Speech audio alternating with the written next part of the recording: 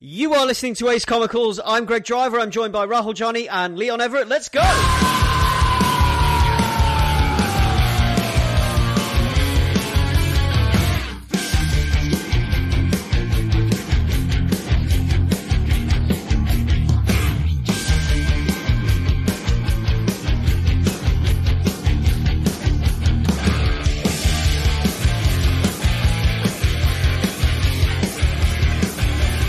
Hello everybody, and welcome.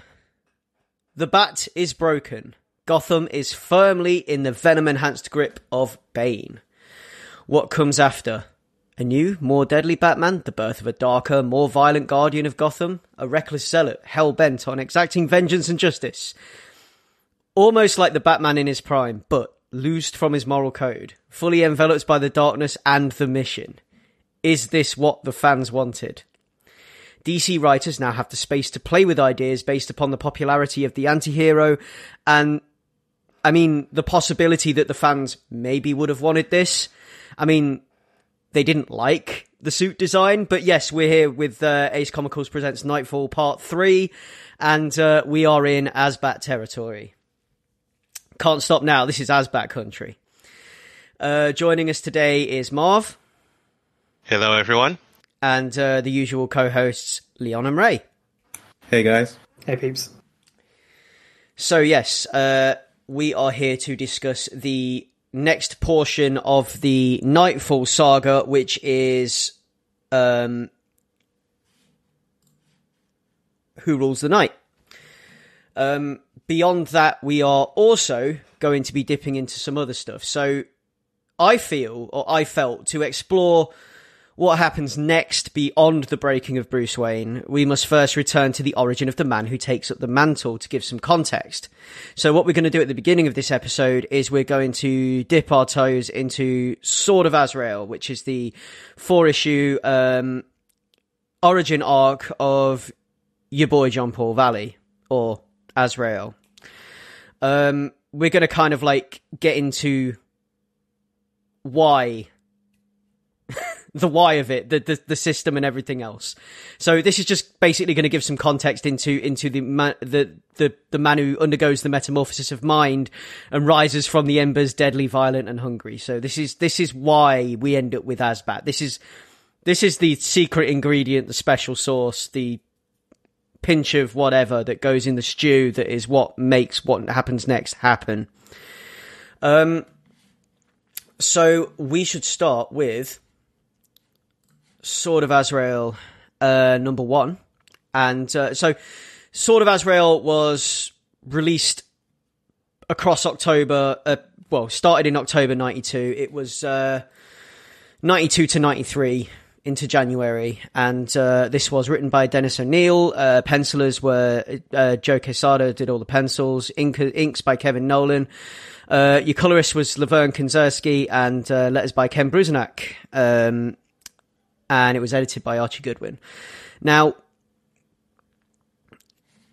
this is kind of like a window into what and who Azrael is. So this gives you some idea. It's a little bit about the anti-hero himself. It's like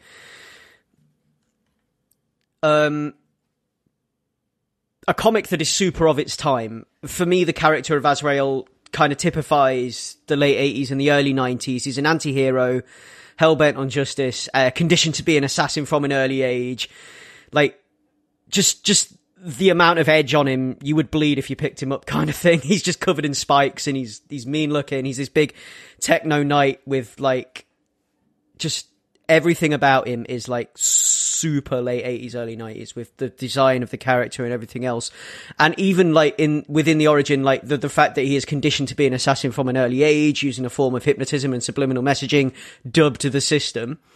And this 4-issue run comes at a time that some would consider the peak of the dark age of comics in the early 90s. So this lean towards edgy anti-hero types and the darker, more violent side of things around that time isn't too uncommon with what was happening at the time. The kind of I'll probably use this word more often in the cast than I want to, but the zeitgeist, the kind of the feeling and the thinking of the time where heroes and comics were concerned.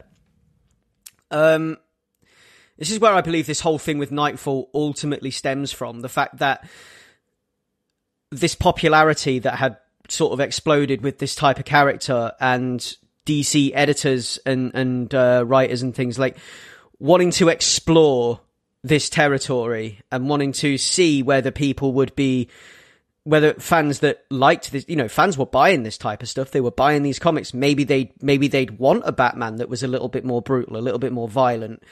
And they would test the waters with that, I guess, which is what Knightfall gave them the excuse to do, taking Bruce off the board.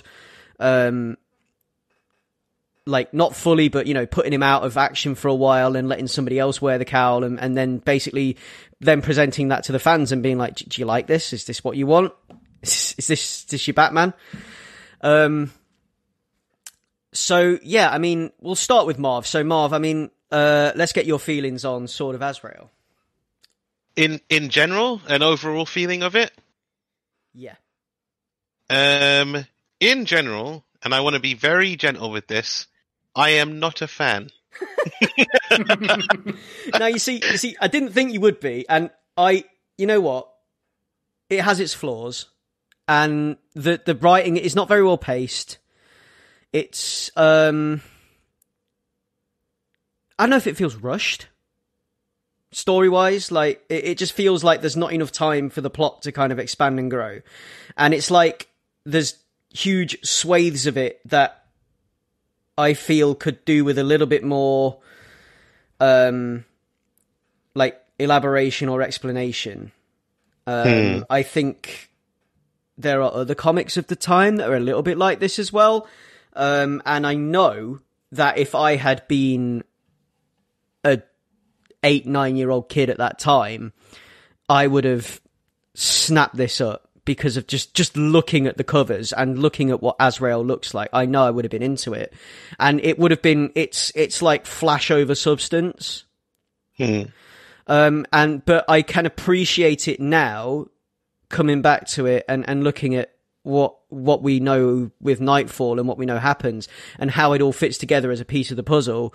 I can appreciate why it's how it is and what happened. And yeah, I mean, what do you think of the art, actually? See, the art is one of the good parts for me. Apart from Bruce Wayne's face, the art all round, I think, is fantastic. A lot of the pencils and colours and everything, they really sort of jump out at you. There's massive amounts of detail. Even there's a part that made me laugh at the beginning. Like, one of my first notes that I put down is just like, did he really just smoothly land on a horse and trample these reporters after being fatally shot 20 times? But that page where he does land on the horse and trample the reporters, there's so much going on. There's so much detail put into it. There's one tiny panel where there's just the two microphones, and like there's just all this sort of blood and grit rendered in just pink and black. Beautiful, beautiful panel. And there's stuff like that throughout these 4 issues. So visually, again, apart from Bruce Wayne's face, there's not much issue that I can have with it. It was a very pretty comic to look at. Doesn't the like shit-eating grins of the reporters kind of remind you of like The Boys a bit, especially of what happens next? Oh, I love it. Yes. I love it. Yeah. 100%, yes. It's that Gen X nihilism. Yeah, it really is. It really is that Gen X nihilism coming through there. And that's kind of what all these comics were about at the time. It was feeding into that, that grunge era Gen X kind of mentality. And it really does show itself, doesn't it? It really does show, especially in the way those reporters are drawn. And like, I actually really like the art in this origin story. Like, Joe Quesada's art, who I associate him more with Marvel because of the copious amounts of stuff he's done with Marvel. Editor-in-chief of Marvel for a while, but like he has this very modern look about it, and it makes the comic look very Marvel. Like, the first thing you notice on opening this is it doesn't feel like a DC book, does it? It feels like a Marvel book, and I think that this is Joe Quesada's art, like just basically just coming through, and his style is very, very of the time. And very modern compared to a lot of the other stuff that DC were putting on the stands back then. Like, this is just like a completely different beast altogether compared to other comics of the time that were DC. Like, DC, this edges more towards the kind of like, the more kind of like cartoon abstract edge of things, where like usual DC fare kind of sticks to realism a lot more. And you can really see there's like these, like, there's such a, more than a shade of like Mignola influence there as well. Like, in my humble opinion, like, you can feel the Mike Mignola on there. Like, cause it's the absoluteness that he uses between light and shadow in these pages, and like, combined with like Kevin Nolan's inks as well, it really does become something super cool. Like, as a kid, I've been all over it. This badass Tech Knight, sharp edges, flaming blades. It's like, yeah, it's, and it has such a Marvel look, which is something that I think is quite unique, and yeah, I quite like it. Yeah, Leon, so feelings on Sword of Azrael? Overall, I mirror Marv quite a bit, where story-wise it doesn't work for me, like, completely. And while I'm grateful that like, from my perspective, I'm reading it after having read Knightfall before, and I'd never read this stuff, so I'd never had this context.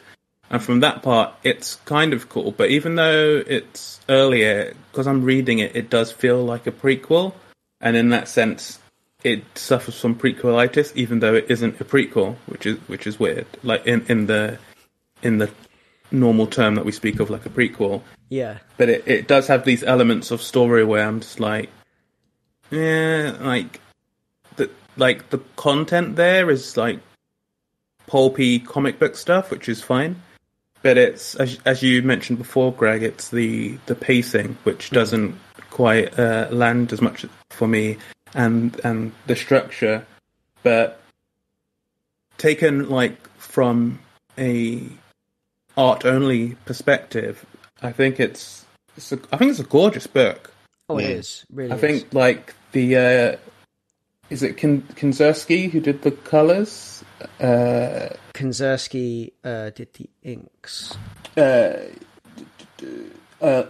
Kinzersky. Oh, yeah, colorist was Laverne Kinzersky. Yeah, yes. Sorry, Kevin Nolan was inks. Carry on. I think that they do a great job. There's a lot of fire. There's a lot of like uses of blinding light, like muzzle flares and things of that nature. Blood.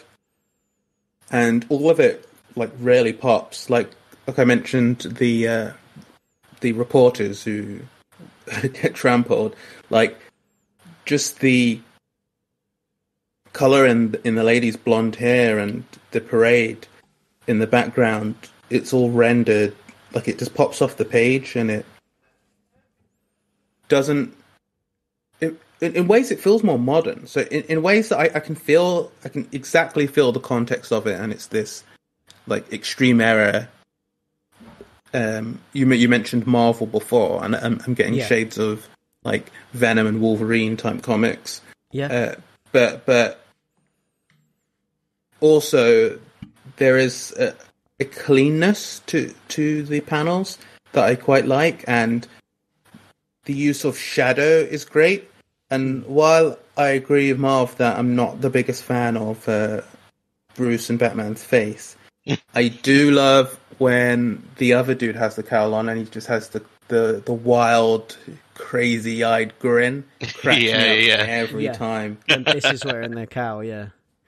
See, like, you mention, like, Wolverine and X-Men and stuff, and, like, so you look at Quesada's Marvel credits. You've got Amazing Spider-Man, Daredevil, Deathlock, Iron Man, like Midnight Suns, Marvel Legacy, Miracle Man, Sensational Spider-Man, Sleepwalker, X Factor, X-51.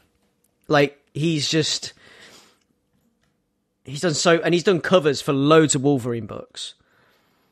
Like, so I'm not surprised that you see that, because you kind of like associate that stuff. Like the way that you would associate him with those characters and the way that you are getting shades of that. I'm not surprised at all. Ray, Sword of Azrael. What do we make of it? And do you have like any, because you being the newcomer to all of this, like, did you have any, like, does this like shed any light on things for you? Does this give you the context that I was hoping it would give you? Yeah, I have some thoughts on this. So I'm just jumping off from what Marvin Leonard said already. I'm kind of leaning towards where they are. I didn't really enjoy this book that much, but again, taking out the story stuff, focusing on the positives, all the artwork is great. Like everything you guys have all just said, basically. Like I love how vibrant it is, how it's just a little too busy in places, but that kind of keeps you engaged on the page. And like there's a dynamism to a lot of it, where these action lines popping off in the background and stuff. And like I noticed all the like the elemental stuff. So like flame, steam, smoke, all of that stuff is rendered really well, and I loved like how that was all put together. But it felt like an unnecessary book. Like at some point halfway through, and I text you about this, I was feeling like I didn't know how necessary this was to the story. And I read this after I finished the second part of Knightfall that we're going to talk about, and like I was expecting the reason you told us to read this was because it would shed some light onto like Jean's psyche during Knightfall, but I don't think it does. Like I think it's interesting context for Azrael's origin, obviously, but I don't think it's really necessary for Knightfall. Like I got everything I needed to know about Azrael for Knightfall from Knightfall, all the stuff about Saint-Dumas and like the system, etc. And like all of the detail of his backstory doesn't really inform his behavior in Knightfall, or if anything, it kind of contradicts it, because it explains where he gets his talent and capabilities and stuff from, but it doesn't really explain, and like mild spoilers for what we're going to talk about, in like half an hour or whatever, but it doesn't explain why he's seduced or foolhardy when he's dressed as the Batman, or when he's like, acting in that capacity. And like, I was a little bit let down by how it didn't inform the story it was built on, I think. Hard agree. I'm going to counter that point with the fact that I feel... I'm going to pull some bits from the Azrael books. There's points here where there's a line where he says something along the lines of when he puts on the mask, he's no longer in control. When he's wearing the Azrael mask, the face of Azrael. Now, with the conditioning and with everything else, with the system and the way the system works, that that if he is told his purpose and then he fulfills his purpose. But then, obviously, by the end of this book, the Order of Saint Damas is pretty much, like, he is it, pretty much. There's no one else left. So where does he go from there? And, of course, Bruce is his next teacher, his next master. And then beyond that, he starts to pick up the habits and everything of Batman and the teachings of Batman through Robin, which is the training he receives in the prior portion of Knightfall that we've already talked about. And then like there's lines throughout, like Azrael does not protect, Azrael avenges. And all these lines that explain that, just these little looks into his behavior, like Azrael does not explain, like these little things these little kind of like things that we're getting about how Azrael should behave and what the system, because all Azrael's doing is, all this guy's doing is making him give in to the system. The system's already there. These other guys, that are part of the Order, this dwarf guy and whatever, they're not teaching him anything. Like, it's all there in his head. They're just making him give in to it. You will be a formidable angel of vengeance. Things like that. So as you sort of like skip through and you pick up on these certain little lines, these certain speech bubbles, it kind of all starts to fit together. Maybe I'm looking at this way too closely. No, I mean, I think that's fair enough. Like, I obviously didn't read into it that far, but I think the sense that I was left with was, I wish I'd kind of just let the mystery be, because like I didn't have anything filling in the gaps in my knowledge when I was reading Knightfall. And I went into this thinking that some of the reveals would embellish what I got from Knightfall, or some of the, like, what was the system, or why does he behave in this capacity? Like, what does it allow him to do?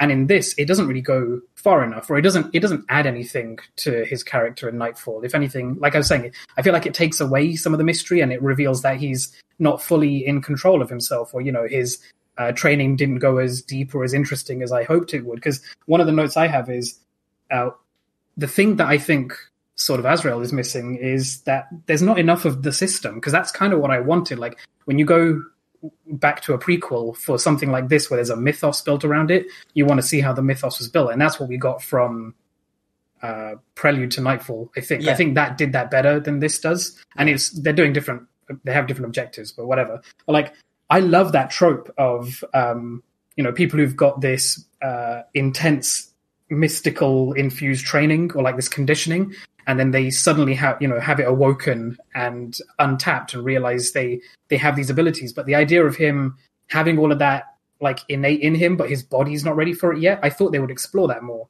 and they just didn't. And it's fine. It's just maybe the book wasn't delivering what I wanted. Yeah, but yeah, these are the portions where I feel it's rushed.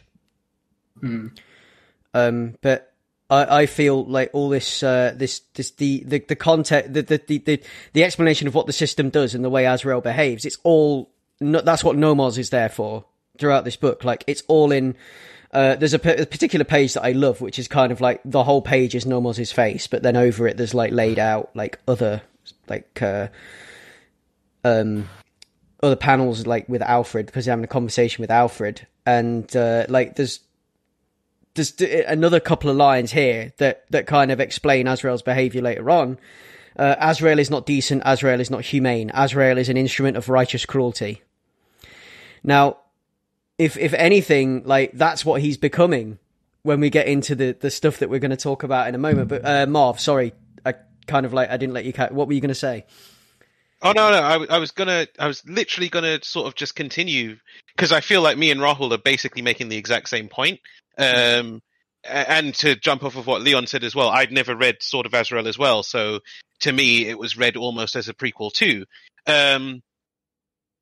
Azrael, John Paul Valley, in the Knightfall story, you can kind of see that he's humble around Bruce, but then like the second that he gets the cowl, he's all ego. He's all ego. The only instruction he's given is don't go after Bane, and then that's all he wants to do. Like, anytime that Robin pushes back slightly, he's like, I don't need you, kid. Like, just pure rage and ego and anger. The jawline that he's drawn with is just like, I am alpha male. And then you look at like flashbacks in Knightfall of him when he first, learns of his past and stuff. And obviously him throughout this book. And he's just like, small, weedy guy, really, really like a moral person, a person who cares about people until the system makes him kill. And in Knightfall, it's like, you almost want that Jekyll and Hyde. If that's what is presented in Sword of Azrael, you'd almost want him to show that dichotomy a little bit more. Whereas it's like, the system kicks in and he's more violent than he would normally be. And what you were saying about, like, he puts on the mask of Azrael and the system kind of just takes over. And it's almost mirrored by him putting on the cape and cowl and he becomes meaner than Bruce was as Batman. But that doesn't explain why he's such a dick to Tim in the Batcave when he's not wearing any clothes. He's just like, get the fuck out. This is my house. He falls into it completely. He's been given the cave. He's been given the tools. And yeah, I mean, we're going to get onto this, but like, obviously Harold has decided he's not going to help him and is just going to sit in a quiet corner of the cave eating beans with Ace. But, that's the thing, because I thought I had missed something with how like, from how his personality is later on. I thought I'd missed something completely, because the personality change is so striking, and in like part one, we don't really get that to that degree. So it made Sword of Azrael weird. And like, when I say prequel, I also mean like in the negatives of what you mean of a prequel, with like a lot of the time it's either over explaining stuff that doesn't really need to be explained, and like gets rid of the mystery, as like Rahul was saying, and you have many instances of that. Like, like just solos and stuff like that. But then it also has the thing of like, in the same way that a lot of prequels just feel like a cash grab to give you more of what you wanted, I get elements from this, and that's wild because this came before, but it doesn't. I feel like there's a lot left on the table in regards to what the system and like Azrael, what it all like means and its implications, and even its setup. It does very much feel like a type of like side story one shot rather than a guy who's going to be important in the next massive arc. It's weird. Yeah, and I feel that comes as the fact that, because obviously this was his introduction, this was his 4-issue arc, and like, okay, so Azrael's introduced, Azrael is now brought into the Batman mythos, as it were, and then after that is when he becomes more important. But obviously I wanted you guys to see his introduction and to obviously, I mean, whatever it was I wanted from this has obviously gone down like a lead balloon, because I wanted you guys to see Azrael's introduction into the Batman mythos and to look at and probably notice some of the things I've noticed in regards to the way Azrael behaves and the way that is alluded to and foreshadowed in this earlier comic in the things that Nomos is saying, and about, you know, the behavior of Azrael, this righteous instrument of like, this instrument of righteous cruelty or whatever. But like, I don't know. I obviously failed. Like, at least you all thought it looked pretty. I mean, yeah, I love the really fluid artwork and the nice flames and everything, but I want to jump back in and say that you didn't fail. It's shown us another angle on things. Yeah. Because like one of my biggest issues with this, like as a 4-issue story arc, one of my biggest issues with this is the writing, treatment, and depiction of Batman himself, of Bruce Wayne.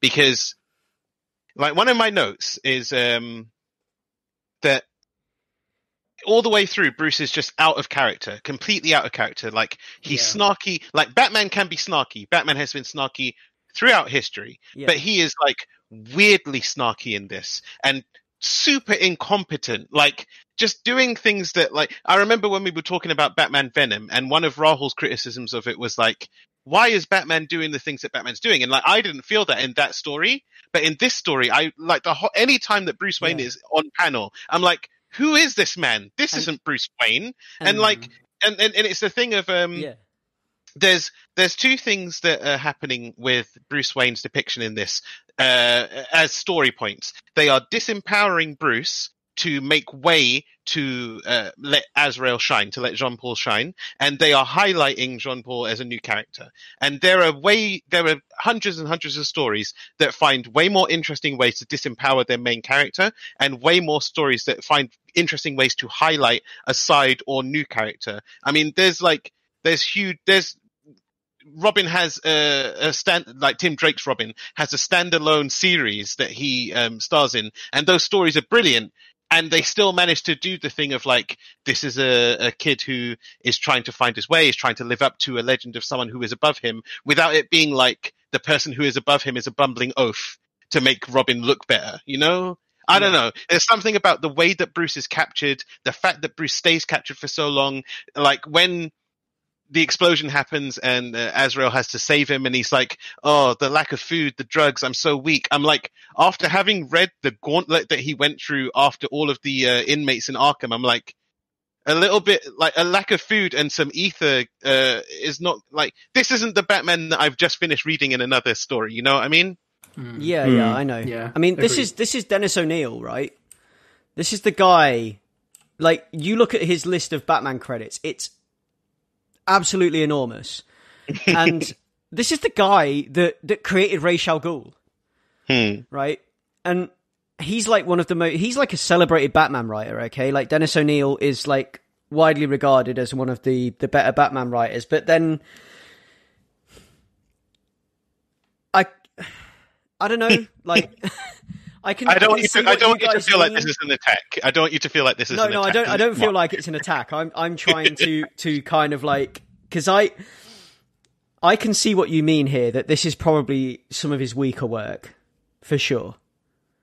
Like, just in my case particularly, it is purely in regards to Batman himself. Yeah. Like the story is weak, the pacing is like off kilter, but I can stomach that in a comic book, like especially if it's a 4-issue miniseries. I can really I have no issue with bad pacing if the story overall hits with me, but the depiction of Bruce Wayne and the lines that they give him, the weird run-on sentence framing device that starts every issue, like it all just grated on me in a weird way. I just didn't gel with it at all. Yeah, I think it's the time. You know, let's blame it on the dark age of comics. Let's blame it on the early 90s and the late 80s. Let's blame it on them trying to do this anti-hero thing. Let's blame it on that. But no, yeah, it's I agree with you. I mean, this is it's Dennis O'Neil, and this is definitely his weaker work. I must agree. But yeah, so the whole point of that was I wanted you guys to take some context away from it for John Paul's behavior and to kind of like pick up on these things, this like Azrael doesn't protect, Azrael avenges kind of thing, and all of that stuff. Like he's the avenging angel, he's the instrument of righteous cruelty. No one is innocent. Another key line that I picked up, like, and all of that it starts to come out of him again when we get him later on in the next bit that we're going to talk about. And I just feel like it kind of like it gives you some missing pieces for the jigsaw puzzle. And you can see that, like, in this next portion that we're going to talk about, and the reason he starts behaving like he behaves is because he's been given a new mission. He's been given a new mask. He is now, because he's been groomed to be Batman, he's been conditioned to be Batman on top of the conditioning he's had to be Azrael, right? And so this is where we get Azbat from, like Azbat, this Dark Knight, this avenging angel on a crusade for justice. Azbat does not protect, Azbat punishes. Like it's that thing. It's like he's combined Bruce's philosophy and perverted it with the system to create this amalgamation, this dark angel that swoops from the skies and beats the living daylights out of people, like in a really brutal way, and has no regard for bystanders or victims. It's like, I'm not interested in helping the victim, I'm interested in getting some kind of like visceral punishment done on this dude kind of thing. It's all there from the beginning. And there's always like, you know, he's on the light, like he's willing to let people die. He's willing to kill to achieve his goal, which is ultimate justice, which is what the path he's been set on by Bruce at this point, and by like Bruce getting Tim to show him the ropes. Like Bruce has added a layer to the system, as it were. I feel, because I mean, you got to think, like, we can't say that Bruce Wayne is entirely innocent in any shape or form, because you got to think the way, like, I mean, I'm going off topic a little bit now, but you got to think like the way that he, you can look at it, the way he takes in these orphan children, these Robins, right? And then he brainwashes them into his mission, his war, and gets them not just orphans, because Tim's not an orphan, but like he gets them into this, they want to help, and he gets them into this mission. He brainwashes them into his war with his way of thinking and his way of doing things, I guess. And it's almost like, I guess there's almost like a layer of the system to it, in the way that Bruce kind of like instills certain thoughts or philosophies onto people that orbit him. Yeah, I do see that, and I see that in John Paul. You kind of have the most extreme version of that, like what happens when Bruce's system goes wrong, or when the Robin or whatever, the sidekick is not as disciplined as the others, as not taken up the dogma like the others, and in that sense, thematically, it does work. what this is also interesting in a way is this is what we might have seen had Jason Todd not been killed a few years earlier. What if Azrael had been Jason Todd, right? And what if Jason Todd had been given the cowl? Do you think we'd have a similar thing going on? It would track almost exactly, because there's no way that Jason Todd would choose Nightwing over Batman. Like, he'd want the cape and cowl, and he would beat some guys to death in the back alleys as well when he had it. Of course he would. That was one of the main problems Batman had with him in the beginning, was the fact that he was unruly and undisciplined, and he had that meanness about him, which is what we're also seeing in John Paul at this point. So I think it's now time to move on to Who Rules the Night. So that was the first portion. We were discussing Sword of Azrael, which is a 4-issue arc, which the other 3 won't, but I will. I'll recommend you pick it up and read it if you're going to be doing the Knightfall read. I think it's something that helps with the Knightfall read. The other 3 guys here are going to disagree with me. Well, I would recommend it just because the art is good. It is a very pretty book to look at, definitely. Yeah, it's so pretty because it's Joe Quesada, and we all love Joe Quesada. We love his Spider-Man work and his Daredevil work especially. Like, I love me some Joe Quesada Daredevil. But like, it's something where I feel that while not entirely integral to Knightfall, it is within the orbit of Knightfall and probably something that makes sense to read. The same as Batman Venom. I guess you could look at it in a similar capacity to that. Maybe less so than Venom a little bit. I don't know. But yeah. And so moving on, we begin part 3, Who Rules the Night. We begin with Detective Comics 664, titled Who Rules the Night. Now, this is the one where we open the book, and this is the panel that we left off on last time, isn't it? That really brutal panel of Batman lying broken in the street, surrounded by onlookers with sneering grins, and just, you know, like, some of them care, some of them are like almost happy this has happened. Like, there's the dude in the red baseball cap who has this very, very kind of like wry smile going on, like, Batman got his. Now my, you know, whatever it was he was doing that was a bit naughty is going to be fine, whatever, you know. It's like, it's such a brutal panel. I think this one panel is just the thesis of the entire story, basically. yeah. This is it. Right. I could write a thesis about this one panel, regarding Batman and, you know, like, him as a hero. And like I've talked about in the previous portions of this when we've discussed it, his standing among almost literal gods as a man and keeping up with them. And now, you know, we see how fragile he actually is. Like, this is how fragile he is on display. This is like, Batman is just a man.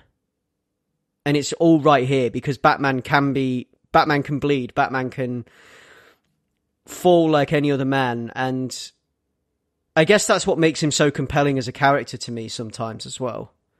The fact that he stands toe to toe with these superpowered beings, these gods, and yes, he's got money, yes, he's got all the tech in the world, but he's still only a man. And he's not like somebody, because people compare him to Tony Stark. They compare Bruce Wayne to Tony Stark all the time. But he's not like Tony Stark. Because he doesn't insulate himself with the technology of the armor. He's out there in spandex. Like, the most he has is like, it's a little bit fire retardant, or it's a little bit bulletproof, you know? It's like, it's not like he's actually, 9 times out of 10, it's not like he's actually wearing a suit of armor. Unless he is wearing a suit of armur. Yeah, but that's like, a lot of the time his tech is like augmentations, and it's his vehicles that usually. I think one of the big strengths, as you say, is that he's out there. His neck is on the line, and he's out there. Like, his fists are sore when he's punching faces. He hasn't got like steel and iron around him. it's him. He feels those hits when he's fighting 6 thugs and one manages to get a punch on him. Like, it's completely different. But he does the street level stuff, and then he goes out to space with the Justice League and does the god level stuff. You know, he's like, he works on both levels. And that's also what I find compelling about him. Which is it's one of the things that I find compelling about characters like Spider-Man as well, that get to participate in both kinds of story. But anyways, he's there lying on the sidewalk, and they call an ambulance for him, and you know, they're like, they ascertain that he's still alive. Ambulance arrives, and who else is in the ambulance but you know, Master of Disguise Alfred Pennyworth. And he gets him into they get him into the back of the ambulance, and you've got I think Jean-Paul's like driving the ambulance, isn't he? And you've got Robin there as well, and they've got him in the back of the ambulance, and they're trying to stabilize him. The synopsis of this book is basically Gotham reeling from, you know, and Bane taking over. Bane is now king of Gotham. The whole book opens with Bane chucking Batman from like a tall building to the floor, and this whole thing is like a fight to stabilize Batman. It's like the whole thing is the anxiety of what's going to happen now, what's going to happen next. You know, Gotham is now at the mercy of this master criminal. Who's going to defend us?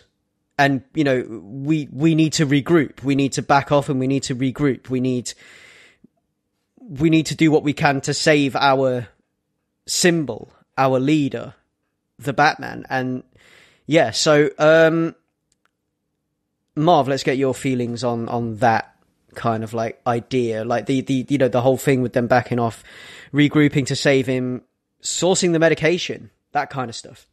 Yeah, this section, I love this. You know, following that panel, I love the just the framing of it and the intensity of it as well. Like, I mean, the paneling helps. Obviously, the artwork, the paneling, the dialogue helps. But like, just from a story perspective, the fact that it's like Batman thrown from, you know, the highest rooftop, you know, bounces down. He's shattered. He's a shattered man.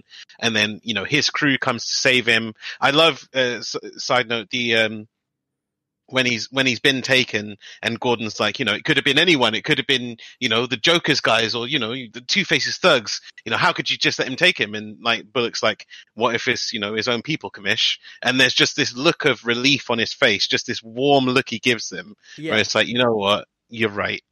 But yeah, no, the rush to stabilize Batman does sort of mirror the rush of Gotham to sort of recontextualize itself, knowing that Batman is off the table. Like, obviously throughout the book, you see like the crime world is like reorganizing itself, alongside the fact that Bane's trying to consolidate everything. Even without Bane, if Bane wasn't there, they're trying to make sense of the fact that Batman isn't a consideration at the moment. You know, everyone's just sort of up in the air. So there is this it's a very intense and very focused, fast-paced story. But at the same time, everything's so uncertain that it's like it takes its time to explore how nebulous and weird everything feels now that suddenly someone has just taken out this thing that was a constant guardian. I like it. Yeah. We're back firmly in the capable hands of Chuck Dixon.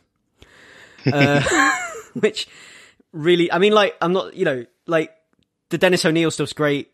But like, we're back in the hands of Chuck Dixon now, so we're back in this kind of like sprawling saga, which, you know, like, and Chuck Dixon does all this so deftly and paces it so well and brings us all these things so well.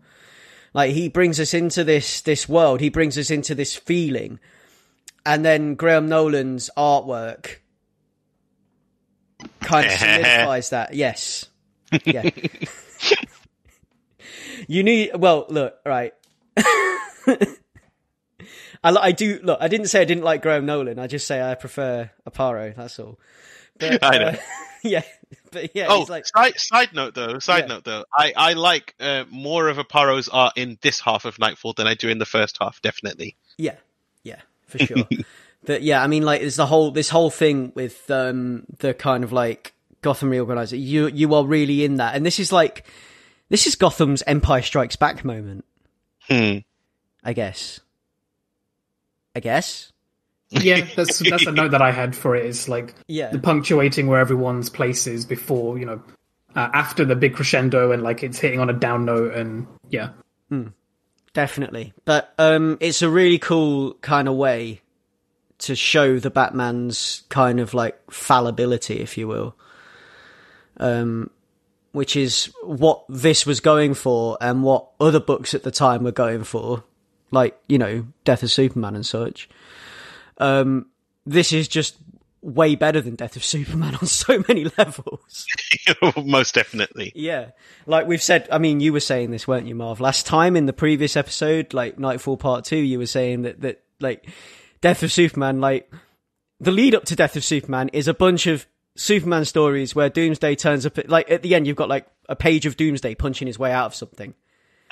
Like, and that happens over like, I can't remember, is it 4 issues? Doomsday's something coming, like that. punch, punch, punch, and then he's out, and then he comes to Earth, and then he just punch, punch, punch, and then and then Superman's dead, and then everyone cries, and then some other guys try to be Superman, and then Superman comes back. It literally it speaks volumes that the most entertaining part of the Death of Superman story is the reign of the Supermen. Like the actual climactic fight that kills Superman off is boring, and then seeing like Superboy and Steel and like Cyborg Superman all try and take the mantle, that's the fun part. Like, I don't know. Yeah. Oh, for sure. Yeah. So, I mean, like, moving on from here, so we're out of like Who Rules the Night now, and we're on to, so as we move through, like, so Batman is now in the cave and they're trying to stabilize him. They've got him going,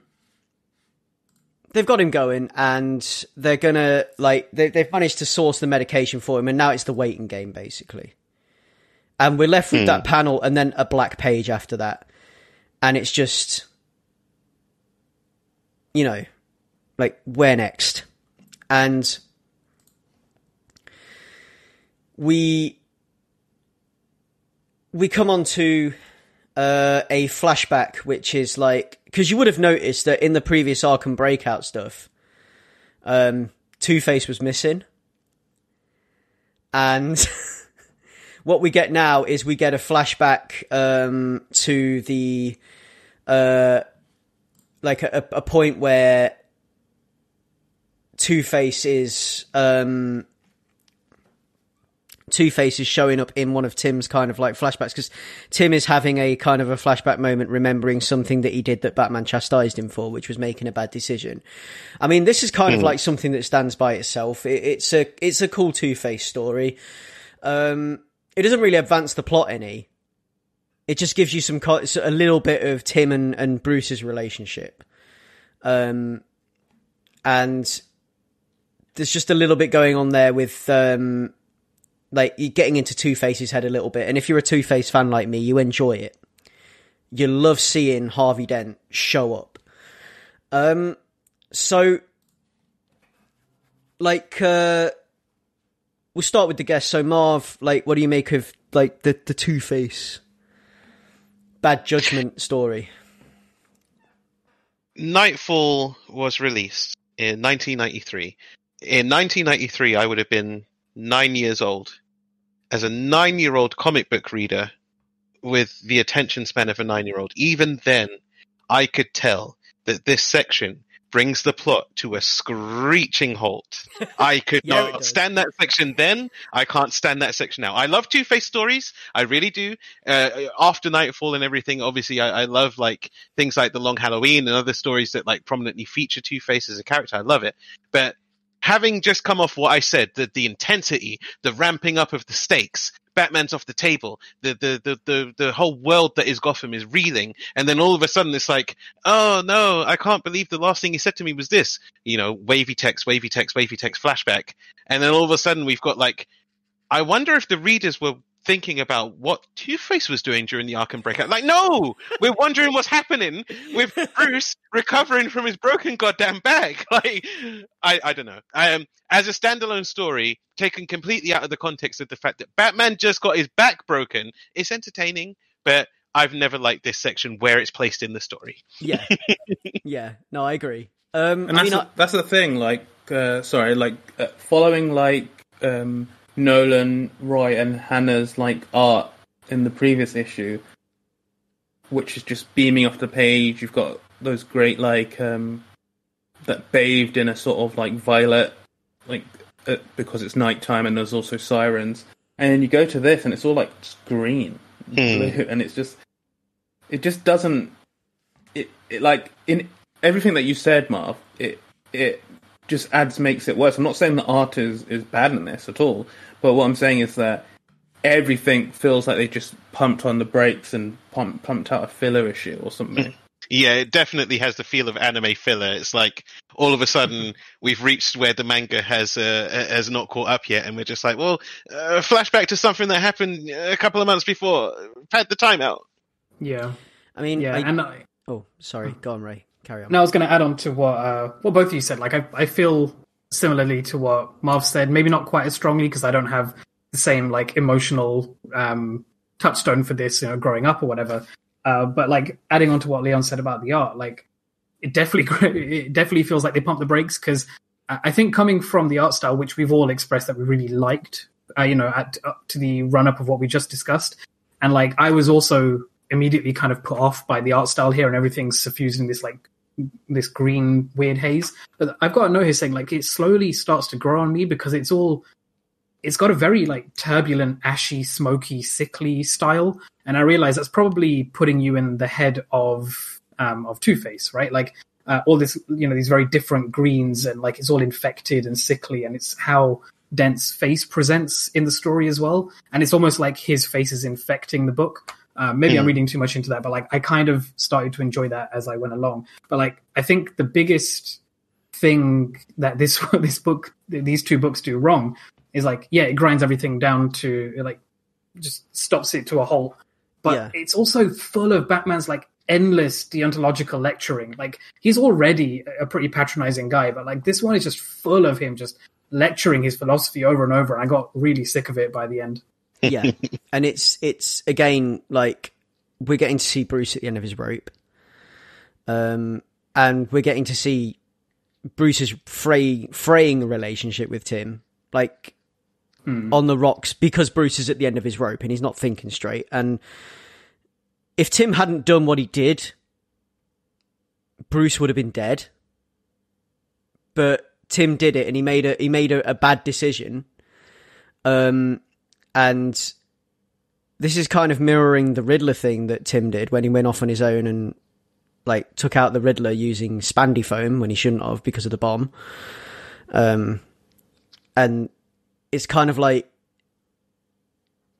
it's a reckless decision in order to save Bruce, but it's the regret surrounding that with Bruce in a coma now. Like, why did I, do?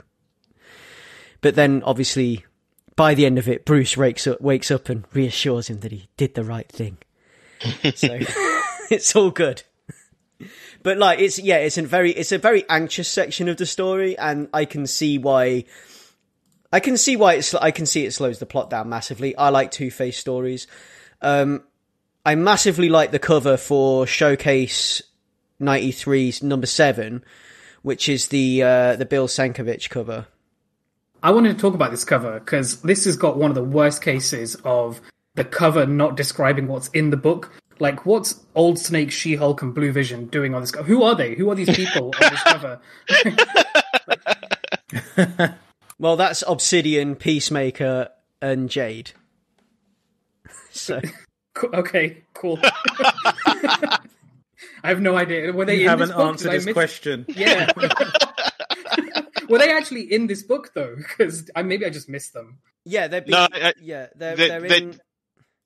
Go on. You're saying what I was going to say. Go. It's other stories. So this is like an anthology book. Oh, I see. Okay. So the bit that you're reading is just material from the book. So you're only getting the Batman bit, but then in the book there's like other supporting stories. Okay, So, that makes a lot more sense. Thank you. yeah. But yeah, that's why their faces appear on the cover. So yeah. Jade is green. She's a Green Lantern. And, or she, at one point she is. And then Obsidian is the guy, with the black face on the cover that looks like Black Vision. Right. So yeah, there we go. That's your, and then the other guy, Old Snake. But yeah, that answers that. So yeah, I mean, yeah, it slows it down. I mean, the art's cool. It has this really cool Bill Sienkiewicz cover, which I really like, on part 1. Part 2, the cover is still kind of cool, and I like that we've got the other characters that appear in the backup stories reflected in the kind of like tassel spike things on Batman's gauntlets. Yeah, I think that's cool. It's like a Sonic the Hedgehog taxidermied glove. It's a Sonic the Hedgehog hand puppet. Yeah, I don't know what's going on with that gauntlet, but yeah, it's cool, I guess. Sega. Yeah. So then, like, screaming on from there, because I didn't want to spend too long on that bit. Unless, Leon, you got anything to say about Two-Face? I like Two-Face, and I like, because sometimes you forget, because I haven't read a Two-Face story in a while, or since the last one we spoke about that we reread, but sometimes you forget. I like ones that deal with the inner turmoil a lot, and how it's. I mean, obviously it's problematic in some ways, like framing it as like a DID thing. But I do think a lot of the time the writing's pretty interesting when you have the sort of inner debate happening and the flip of the coin being an actual one sphere has to win this argument type thing. And I do enjoy when that shows up. Yeah, I am a Harvey Dent fan. He's one of my favourite of Batman's rogues. And I love the fact that this whole thing is a vehicle for one page, which is the bit where Bruce wakes up. Well, that's the thing. It's like, if you're looking at it in terms of how it relates to the story, it's literally 2 panels. Yeah, I'd have had all the love in the world for this story if it appeared in part 1. If we were talking about it last recording, it would have been a wonderful addition to the Rogues Gallery that led up to the Gauntlet. I feel like it was supposed to be, but then it was cut from that bit, and then like they used it again later and like printed it in this anthology book. And then added a bit on the end where Bruce wakes up. No, 100%, because I wanted to say, basically, you vocalized what I was struggling to put together. It's like, yeah, this should have existed in the previous set of stories, I think. Because I actually I really do like Two-Face as a villain for the most part. Like, I like how we get his usual playing legal theater, like really, just really overt in this one. Like, he's just hired or he's stolen a bunch of henchmen just to play out his fantasies of, being like doing his legalese on stage, which is kind of cool. Some really cool panels is like where Dent shoots his makeshift judge and he goes flying. And bullets whizzing over Batman's head. One thing that I think does connect to the previous story is like Batman is trying to figure out a way to get out from this chair that he's tied onto, and he like smacks his back onto the floor, and you get like this crash, like this onomatopoeia, which sort of echoes what we've just seen in Knightfall. And like, I don't know, it's a like, I guess kind of cool foreshadowing of another pain that he's about to receive in the chronology. Are you saying he weakened his spine before Bane got to it? Loosened it up like a jar lid. It's not what I'm saying. I just think it's like it's nice like foreshadowing, I guess, if it was put in the right place in the story, maybe. And like I like how with all of Batman's villains, they obviously all have a thing, and the balancing of the beam, and like the fact that a guy called Two-Face who has a coin that has two gives him it gives him the outcome that he wants. It gives him the outcome he expects, and then he multiple times throughout this book he screams, "It's not fair! It's not fair!" It's hilarious and blunt, but like I kind of like it. Like the scales of justice. It's blunt but fun. There's the Dave McKean Arkham Asylum book, just a little interesting point there. What you're saying about Two-Face being very like two-faced, like the two-faced coin, and everything is two. Well, in the Dave McKean book, you might find this interesting, Ray, if you read this bit. But he Two-Face has a deck of cards instead because they're trying to wean him off the coin.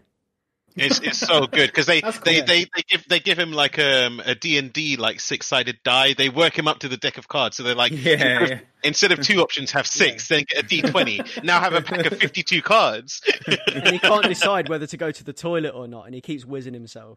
Yeah, it's brilliant. It's a brilliant story. What's this? This is the book I needed to read. Read Arkham Asylum. It's amazing. Right. Yeah. Arkham Asylum, Dave McKean, gorgeous book. But yeah, it's a great bit of Two-Face there. But yeah, so like on from there, we're back into the main kind of like story of things. So Bruce is awake now, and they need, as he's like sort of like dealing with his defeat, not very well, I might add. He's very depressed. He just wants to sit with the curtains closed and listen to Radiohead, but you know, the other guys kind of won't let him. They decide they're going to batter one of his cars, trash it completely to make it look like he had a car accident. As this is happening, Bane is consolidating his rule over Gotham. The most interesting bit here, which is things that are going to come up later on, is when he asks Catwoman to join his empire. Catwoman reluctantly agrees to this. She reluctantly agrees to work with him, but not for him, which is like a super Selena Queen move. Right. And it's all about that self-preservation that we know her for. So that's like Catwoman AF, right? Also, it's a flex because the Mafia Dons before had said like, yeah, we'll work with you. And Bane's like, no, you'll work for me. And then Selena's like, nah, I'm going to work with you. Exactly. And it's great. I love it. And it's like, you can feel in the page, like, she's like, everyone's scared of Bane at this point. And you can feel in the page, like, she's scared of him, but she's not scared to stand up to him, which I really like. Like, you know, she fears him as much as anyone else does, but she still has the you know, she still does that, which is really cool. And we're getting treated to some gorgeous, we got this, like, the opening panel for this book is Bruce looking very sad on a trolley with a neck brace on and a tube in his nose. And it is really sad seeing him like that, like seeing him so broken. And we come to sort of like Bane bullying a china shop in his way through Gotham, taking out gang after gang, you know, like consolidating his rule over. Because as we're as we're in the Batcave, as we're talking about Bruce's recovery, as Bruce's camp are kind of like kind of trying to deal with what's going on with Bruce right now, trying to get him the best care they can get him, you know, moving him up from the cave to the upper levels of the house so he can be in his bedroom. We've got like that juxtaposed with these panels of Bane going from like mob hideout to mob hideout, just wreaking havoc. And then we've got like the one of the best ones I like is the mirroring of the panel of Bane thwacking someone on the top of the head to sledgehammers hitting a Porsche. Where you've got Alfred and Tim. Alfred's still got a bandage around his head, by the way, from when he got baned when Bane broke into the manor, and they're just like trashing this car to make it look like they like maybe we should push it off a cliff for good measure, you know. And we just come through like step by step. Obviously they get Chandra in and, you know, all this equipment and whatever. And they weave this whole story that, they can't let Bruce show any public weakness because, you know, business and whatever else. And like at this point, I feel like Chandra knows, like she knows he's Batman by now. I feel like Bruce is debating whether or not to reveal his identity to Chandra. I feel like she already knows or has her suspicions. Especially at the point where she's saying that the back injury doesn't line up with the car crash thing. Yeah. Yeah. So, Ray, any feelings on this portion here? Not a lot really, because I feel like I read through this entire book quite quickly. I think it was hitting all the beats I expected. Like we're getting his treatment, and like I feel like the stuff about Dr. Kinsolving sort of fizzles out fairly quickly. I do like that Robin kind of throws shade at her basic judgment or what he thinks she might have, but she's a fucking doctor. Like, why would she not piece this stuff together immediately? Because they're not very good at hiding it. But I like that gets resolved like quite quickly. Yeah. And I do like that like Bruce's psychological damage and treatment is a lot like what Gotham's going through. Yes. Like Gotham needs to learn how to heal the way he needs to learn how to heal. For sure. All of that stuff was interesting. Yeah. And I feel like the whole time, like she's in the manor and like she turns her head, and then when she's got her head turned, like Alfred's like shoving bat stuff behind a curtain, and she turns back. Yeah. And it's like... like, you guys aren't subtle or smart about this. Yeah. There's no Batman stuff in here. Bruce is still wearing his Batman pants. Kind of thing. Like, shit, quick. You know. Like, I like the idea of that. Like, when she turns round, stuff is being shoved under rugs and behind curtains and things. Like, don't talk about it. Like the revolving wall just turns as she's looking the other way. Yeah, got exactly. and stuff like that. Okay. You made me think of it like in Deadpool 2, where like he's complaining the whole time that he's not seeing any other members of the X-Men, and then in the background you've got everyone there and they close the door, but instead it's just the whole Bat family. Like you've got like Oracle's there and like Nightwing, you've got like Commissioner, just everyone's in a room and they just like close the door before she can turn around and see it. Yeah, and the most important thing that happens in this book is Jean-Paul is given the mantle. He's had a haircut, and some facial reconstruction surgery apparently, because now he's a Chad. Yeah. Oh, he's lost the glasses as well. You can't wear the cowl unless you've got that sort of chin. Yeah. They had to give him the Bruce chin to go with the cowl. Yeah. Yeah. Well, he's finished college now. He's a man. So... Yes, a graduation jaw. You take it off and throw it in the air like a mortarboard. Now I'm just thinking of the Crimson Chin.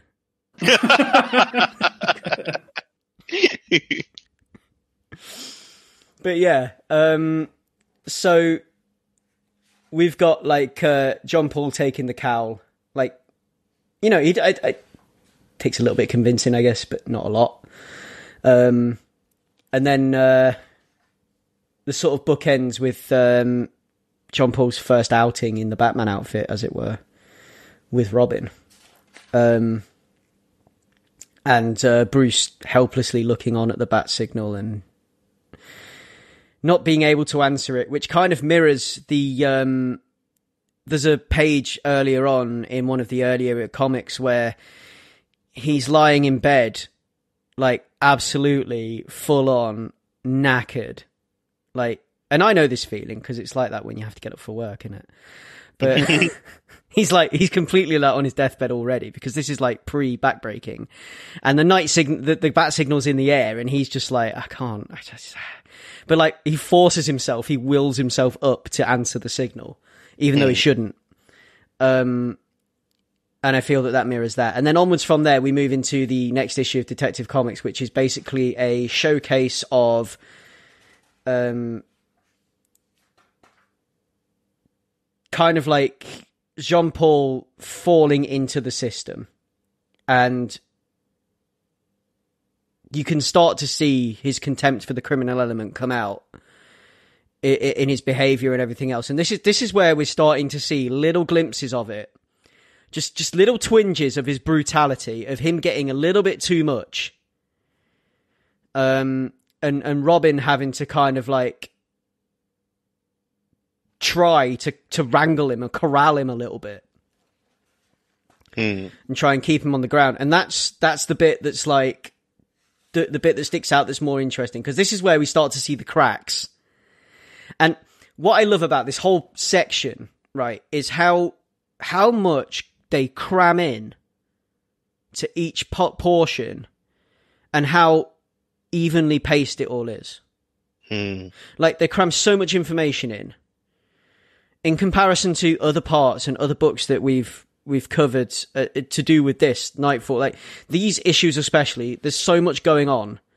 Like it's each page is somewhere else. It's not, it's like each page is a different part of the story, a different facet, and it's not it's not singular, but it still feels singular. Because then on from there, we've got like, this is like the beginnings of the search now, because this is where like, so the search is going to be the bit that comes as part of Night Quest, which is the portion of the story where Batman and Alfred will be going looking for Chandra Consolving and Tim's father. I think you mean in this book. Wait. Yeah. He's been demoted. He's had his hand in his badge and gun. Yeah. No, yeah, he's yeah. So it'll be Bruce and Alfred. Bruce and Alfred's holiday in Santa Prisca. With looking for Tim's dad and Chandra Consolving, who are kidnapped at the in the end portion of this book, and it's just seeing Bruce so powerless to do anything, like and he still tries his hardest, even from his kind of like injured state in a wheelchair. Like he still tries to do, because he knows this is like the spirit in him. This is like that fighting spirit in Bruce Wayne. Like he still tries to do it. He still tries to stop these guys, and he'll do anything in his power. I think this is where Bane is like, he's like now looking at the unions, which is like, this is a trope that comes from the Mafia. And it's like, it's an 80s thing. This is what I meant when I was talking way back. And I was saying like Gotham of the 90s is New York of the 80s. Because you've got the mob still there. And, running the unions is like a mob thing. And that was a very, as far as my understanding is, that was an 80s thing. Yeah. Definitely. Because, even surpassing that with stuff like, if you remember the whole thing of like, Jimmy Hoffa and all that. Yeah. From the 60s, 70s. I think you're on the money when you say that, because it really does have like all of those sort of tropes. Yeah. Definitely. And then we sort of like moving in from there, and we're just basically just getting a glimpse. The main thing to take away from this issue is Chandra gets kidnapped, and like Batman is choosing to do things he shouldn't be choosing to do. He's choosing to be going after Bane when he was expressly told not to. The one thing he was told not to do, and he's going to do his one instruction. Yeah, the one instruction, and he's going to break it.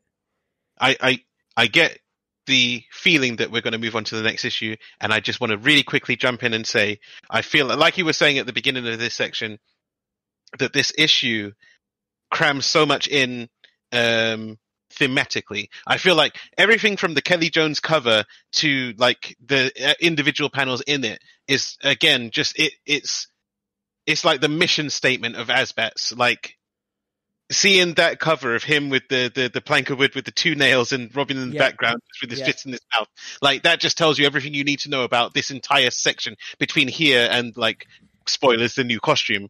But like, one thing I wanted to point out, two things, sorry, that I wanted to really quickly point out. One of my favorite panels is the double page spread of the first punch that Batman throws. Yes. And like, you've just got like the white void, the energy of the fist hitting this guy's face tells you everything you need to know. Like, it's the whole thing of like, what's it?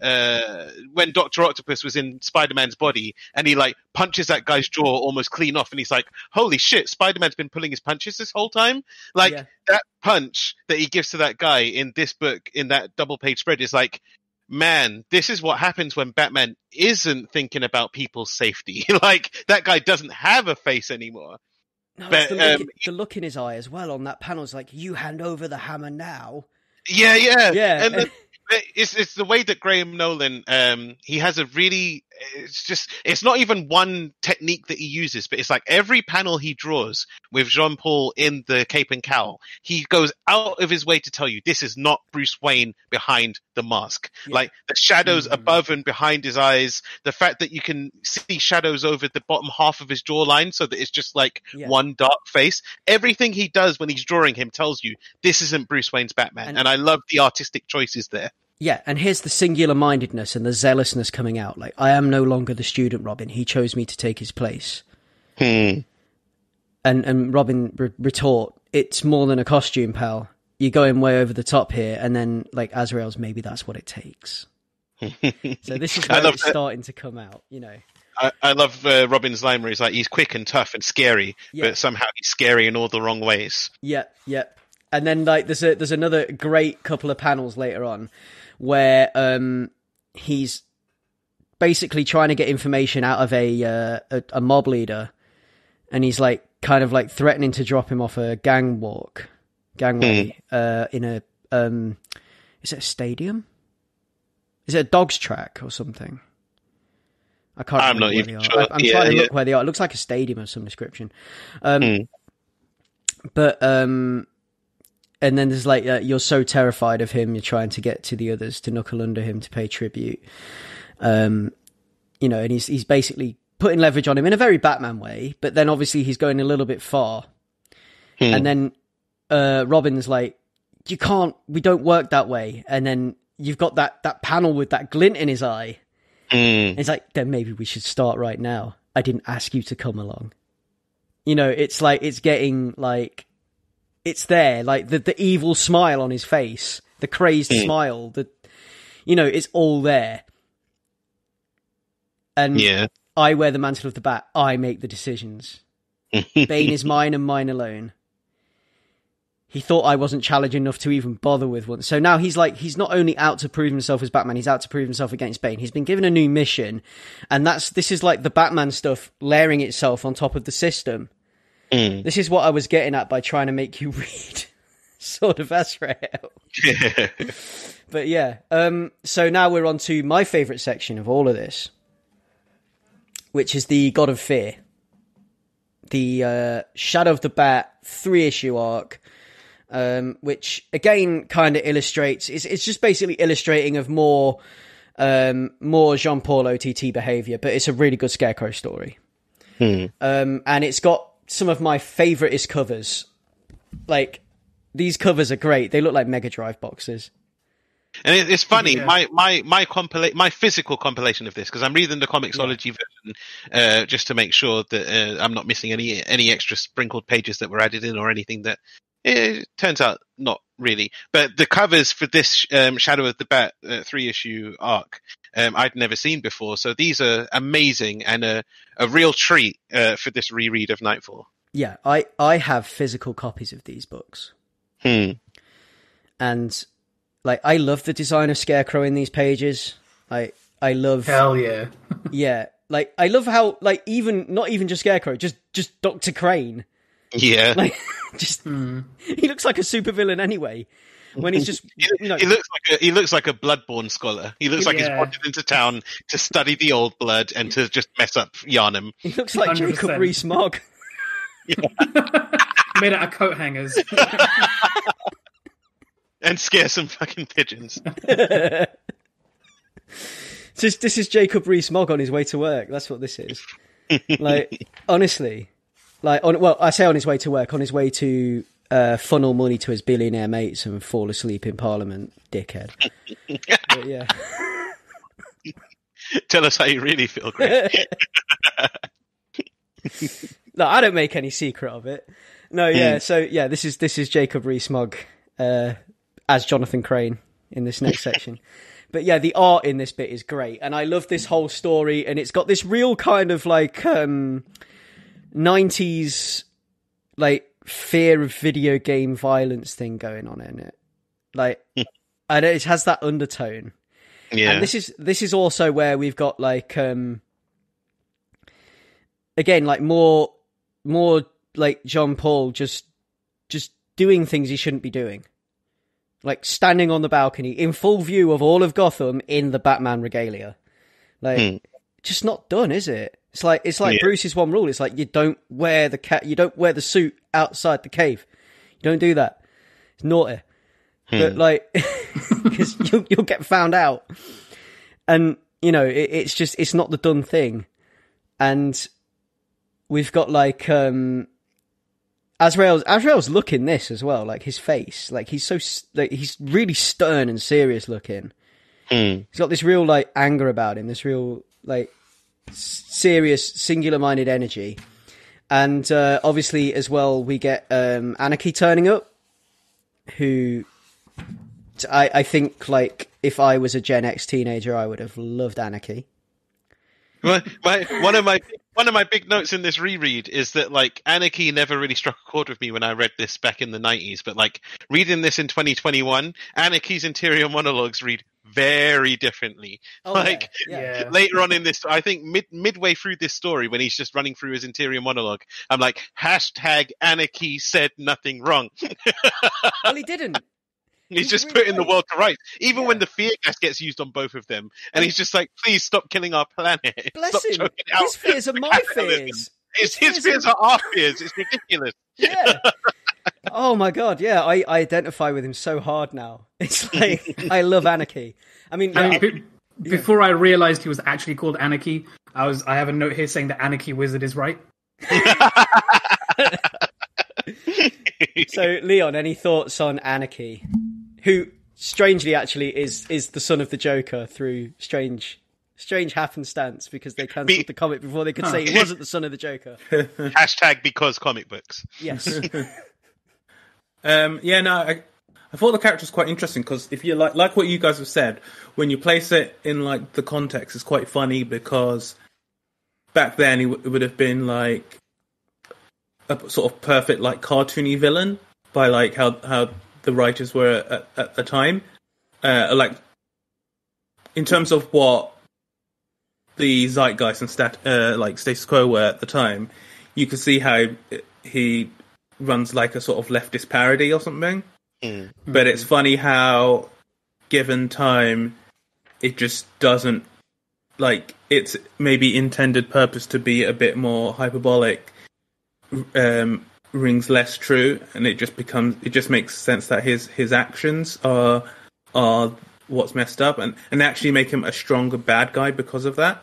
But then on top of that, it's, I think what's really good with that character is that we go back to addressing that core thing that became a sort of tenet of the Nolan Batman films, with like escalation and like Batman's existence places Gotham in more danger, and that whole concept. And through that character and through like our like 2021 eyes, you're able to actually give this character a bit more of a grounded feel than may have been intended. But like, forgetting intent, because they might have been the writers might have been just as based, but more in case of like how it would have been read back then, because I don't remember too much of the character back then, but I had really no sort of basis or for that type of thing, because I was like too young. And I think it's like a cool thing to remind you that like a lot of these concerns are so old that like they were like fodder for like a comic book where the Batman gets his back broken. But yeah, I thought given the extra like context of the times that we've gone, actually made Anarchy a stronger villain. 100%. Yeah, definitely. And like, I love him as a side actor in this, hunting Batman. Like, so the main plot in this is basically the Scarecrow wants to cement himself as a god, and he's Jacob Rees-Mogg has waltzed into this college to do this fear experiment that he's paying students to sign up for, which is all very Goosebumps. Which is nuts, because like, it's a VR thing, people be jumping at that. Yeah, exactly. Yeah. I'd be like first in line. But he's like getting these people to sign up for this VR experiment where he's going to sort of like test them by showing them lots of images really quickly or something. And later turns out that one of the kids recognizes him because he's the guy that killed the kid's father. Recognizes him as Dr. Jonathan Crane, and then that's when things get a little bit... because he's trying to brainwash these guys because he wants to use them as kind of foot soldiers in his little scheme to kind of like take over Gotham and be the god of fear in Gotham and bring Gotham to its knees.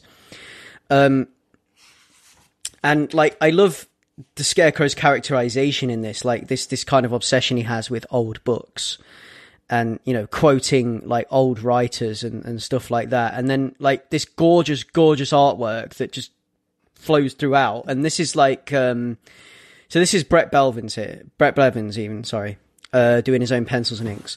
And, like, you just go through, and, like, some of my favourite pages are, like, the fear sequences. Like, I always love seeing different artists do fear sequences and how they do it. Like, with like, psychedelic fear gas sequences, I love to see like, how's this artist going to do this, how's he going to handle this? And then like you get these like gorgeous kind of like borderless panels of this tree attacking this kid, and like everything's, you know, again, this is like brainwashing and conditioning. And then and sideways to that, you've got Anarchy kind of like leading Batman across town, two villains. He's using Batman to clean up the villains, but then he's also going to attempt to take Batman out himself. And then there's this like full page work of the Scarecrow with all these like different faces in different panels, and it's all weird and wacky angles and all these kind of like contorted faces, and you got the Scarecrow with like all his teeth and obey me, I am the Scarecrow. And it's definitely my favorite Scarecrow design. And I guess the crux of this 3-issue arc is the reason that this is important is because when we get to see some escalation of John Paul's behaviour again, we get to see him get more and more brutal and more heavy-handed. And we get to see that in his single-mindedness, in the way he tries to take out the Scarecrow, he almost kills someone. Because he's focused on, in the way that like, so you get the classic choice thing, that is usually given to the Batman, where it's like you either save the kid or you come after me. And where Batman would let the Scarecrow escape, John Paul chooses not to, and because he basically commands this brainwashed kid to walk off and step off the edge of the building, and like Azrael's having none of that. Azrael's like, no, I'm gonna take out the Scarecrow, and I'd sooner take out the Scarecrow than, and you know, one kid dies versus me taking down the Scarecrow or whatever. And he kind of dismisses it and frames it as like, you know, like, I knew that someone would do something about it kind of thing. But you know that it's like, it wasn't that way. Like, which not previously even, as well. Yeah. I was going to say, not even whether or not he knew someone would save the kid. The way he frames his justification is like, he frames it as the noble choice. He's like, if Scarecrow had gotten away, you know, hundreds, thousands could have died. It was no choice to me. Yeah. Obviously, you let one person die to save hundreds. Like, who am I? Like, who would have saved that kid and let however many people die from the fear gas? You know, the Batman would. And that's the point. Yeah. It's like his moral compass. Even though some people would see it as a very valid justification, his moral compass is almost the exact opposite of Bruce's. You know what I'm going to say now, don't you? Go on. Azrael doesn't protect. Azrael avenges. But like, there's an element there where it's not even the thing of like playing the numbers game, because he essentially. It's almost like a game in the sense that it's not really like save one life or 1,000, but it's more like, I'm here to beat the Scarecrow. Like, I'm the Batman now, and it's my job to beat the villain. I don't think he really cares that much about like actual like noble element of it, the like humanist approach to it. I think it's just a case of like he's proving to himself that he is the Batman, and the Scarecrow's on the naughty list, so he must be eradicated. He must be stopped. Like that. It's almost like the iRobot, the movie version, not the book, where it's a case of like Will Smith's character's like super mad because one of the robots saved him instead of a little girl because he had a higher percentage of living, and that's like cold calculated. Like, see, these robots, they don't have humanity. They can't do things other than like maths. But like in this case, it just feels like it's just target. Like I'm focused on doing this. Collateral damage be damned. Like at the end of the day, I've done the hero thing. Forget about the excess. And I'd forgotten that Anarchy saves the kid. You know, I was like, oh yeah, this is dark. I'd forgotten that happened. Yeah, I fully agree. Because this is what I meant about Batman's deontological lecturing earlier. Because it kind of is pointless because he's not around to hear it. So you're right, Leon. I don't think it is Batman's philosophy versus like the consequentialism, I guess, is the opposite of deontology, whatever. He's not the polar opposite. He's just, I have my prey and I'm going to go for it. He's not calculating the odds or anything. He's just he's doing what he wants. I'll tell you exactly what it is. It's the system supplanting, he's a tool. He's no longer, he's had it. You mentioned his humanity. He didn't have any humanity. That was stripped of him when they activated the system way back in Sword of Azrael. And it's just been getting slowly worse. And then he's had this layer of Batman stuff, spread on top of it. And now it's coming to this where he's been given a mask and he's been given a suit and he's been given a mission. And he's just Azrael by anything but the colours he's wearing. And it's to that singular mindedness that the system brings out in him, and in the way that is almost like a perversion of what Batman stands for. And how the kind of the duality of it, where the difference between the two, where Bruce Wayne's Batman doesn't avenge because Batman protects, Batman saves. But Azrael Batman, Asbat doesn't protect, Asbat avenges.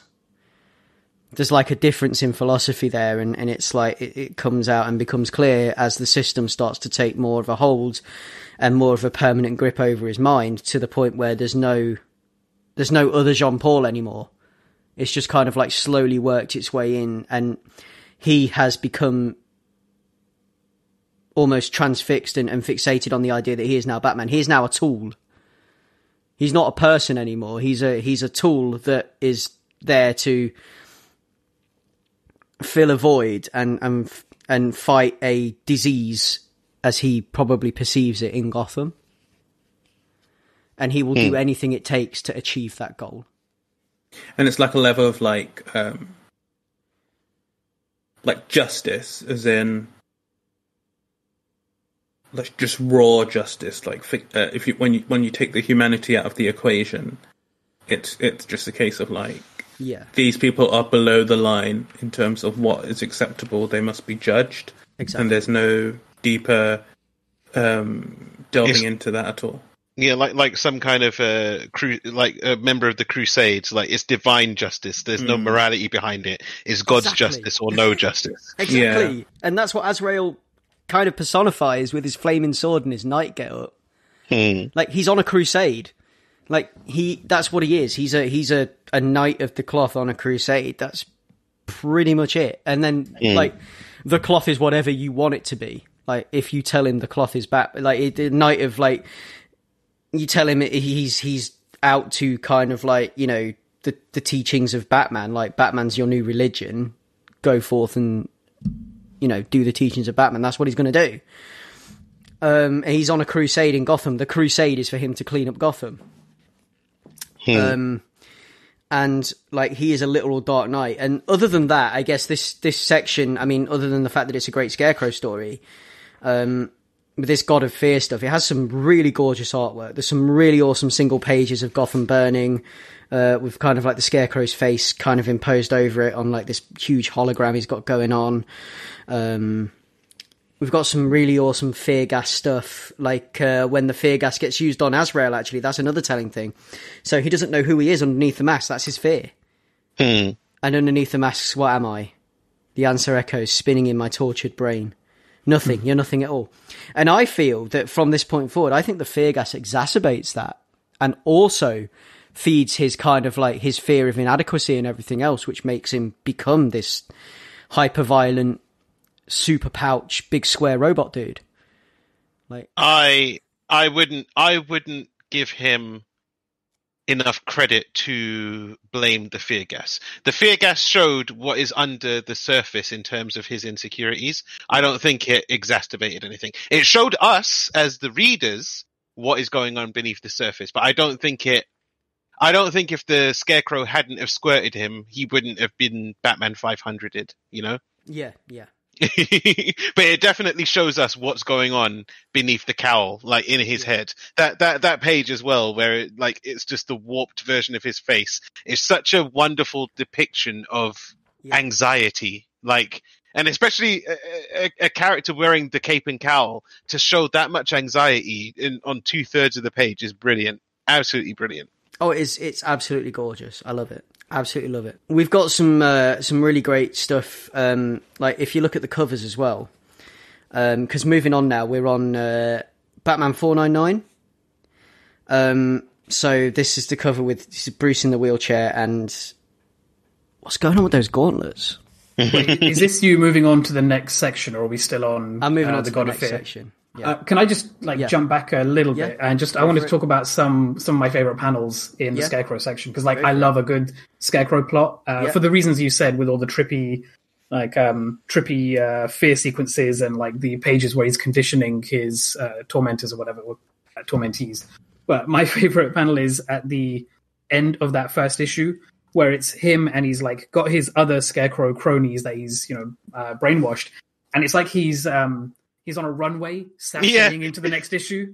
Like I love it. He's like voguing on this runway. It's amazing. Yeah, it's such a great walk. Yeah, I do love that. Yeah, and so like we're moving into the next part now, and we're on to Batman 499. And like I was saying, like what's going on with those gauntlets? And also, if you've been looking at the covers all the way through, you'll notice that there's a little bat symbol getting eclipsed more and more. As we go along, we're now in total eclipse. We're at Knightfall part 17. And we're in total eclipse. So here it goes. This is where like things are going to start to come up to a second crescendo now in this whole Knightfall saga. This is where we're going to get the next peak, which is the beginnings of Azrael really taking on the mantle. So in Batman 499, we are looking at a story called the Venom Connection. So this is like basically Robin's worry is increasing with how violent Jean Paul Valley is getting. But in the other side of things, this is like we're now fully into the search territory where Bruce and Alfred are concerned. So this is something that's going to come up in an arc that comes up later on in this whole Knightfall saga. But Bruce and Alfred are now on their way to Santa Prisca, having traced basically they found a particular type of antibody in the kidnapper's blood that signifies that they have immunity to malaria, possibly been vaccinated against it, which makes them believe that these guys came from Latin America, and they managed to trace him to Santa Prisca because of the vaccine that was used. So they decide they're going to head to Santa Prisca. And there's some classic detective work there from Batman, which I quite enjoy, which is like, you can kind of feel that now he's had a chance to kind of rest up and recover a little bit. He's getting his faculties back. And he's using Oracle's turning up as well. He's using Oracle for help, which is cool. Obviously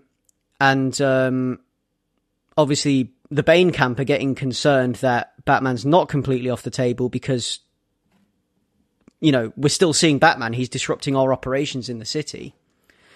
And other than like Batman's stellar detective work that's happening here, and then we get like this next, basically, Selina Kyle has her plans to get to Santa Prisca as well, and she kind of like stows away on Bruce's private plane. A key note about this is that this is supposedly their first out of costume post-crisis meeting or something like that. Which is a cool little thing.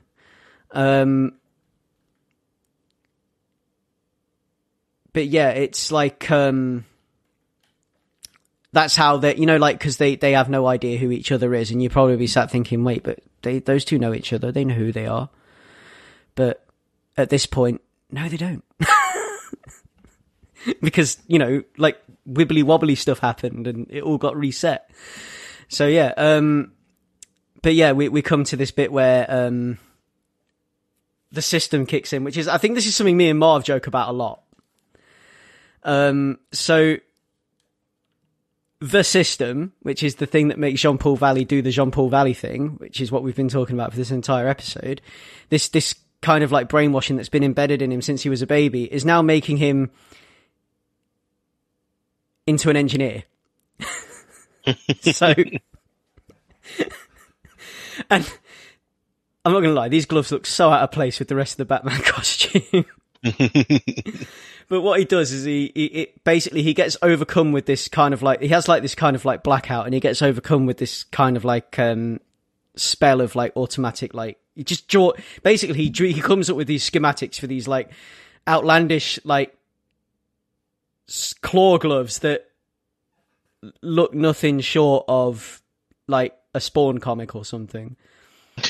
Like, just these overly spiky gauntlets. Yeah, that fire bat-shaped shurikens. And he's like, you know, he's there designing these by himself in the cave because, you know, and he obviously at this point he's fully planning to take out Bane himself. So what he's done is he's got the information he needs. He's gone to the people he needs to go to. He's put the kind of the screws on them in a very brutal way, like in a less Batman way than Robin would have liked. Robin's been there to watch the whole thing, and he's got increasing concerns for his behavior. And he basically creates these razor sharp gauntlets. And he wants to, Harold's not there, but Harold is there. Harold's just hiding out in another section of the cave. And I get the feeling that Harold and Ace know what's going on. Like, I think Harold knows that this guy is not this guy ain't, you know, I ain't helping this guy kind of thing. Not that we get a lot else to allude to that, but that's how I feel that's working. That's why he's there, but he's not there. He's just like staying out of his way. So yeah, Robin's like trying to convince him to stay away from Bane, but he's like, no, I can take out Bane. I can do it. I can take out the man who broke the Batman. He basically very savagely, this comic comes to a head when Azrael, Azbat, very savagely takes out Bane's henchmen in a kind of like a plot to draw them out using one of the Mafia Dons. And obviously this guy's kids are in the line of fire because Bane's leverage over this guy was his children. And this is Bressie, like Bane's leverage over Don Bressie or whatever was his kids. And Batman doesn't care. And these kids are in the line of fire and they're in the middle of it, and with no regard for the safety of these children, not even waiting for the children to get out of the way, Azbat launches the attack and basically brutalizes Bane's men and puts them away.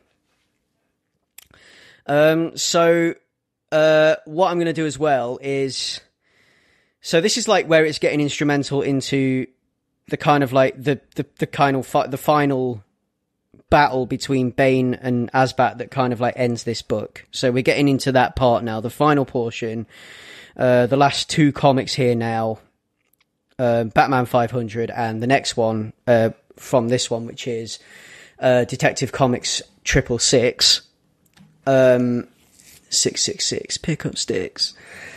We're getting into that like final section now. So what I'm going to do as well, guys, I mean, what do you think so far to the gloves? So I'm just going to ask you about the gauntlets very quickly and how all of this is coming to a head. So what do we think now? Now all of this is coming to a head, and what notes have we got to go with that? So we'll start with the guest, Marv. I mean, with this section, as you said, one of the things that stands out the most with this, I mean, with this particular issue, I would say, is just like the mirroring of the end of Bruce's gauntlet, with him like desperately trying to get through Bane's henchmen, and then like Azbat's with his gauntlets, he's just like slapping them across the face, like taking chunks of flesh off them, like ripping the wing off of Bird's falcon, just decimating them all. And then like obviously spoilers jumping ahead, but like using them as pawns to get to Bane, whereas Bruce had to like survive them to crawl his way to Bane. It's a nice mirroring. Yeah. And I will echo what you said about like the weird juxtaposition of like the standard classic cape and cowl with these gauntlets. But we'll move on to that when we get to Batman 500. I rescind my time and let someone else speak. Yeah. Leon. Yeah, no, I agree. They look like Iron Man's oven mitts or something. But, like, one thing I really like is in issue 666, on page 4, there's a really cool thing there where it I know it's funnily addressed, where it's normally when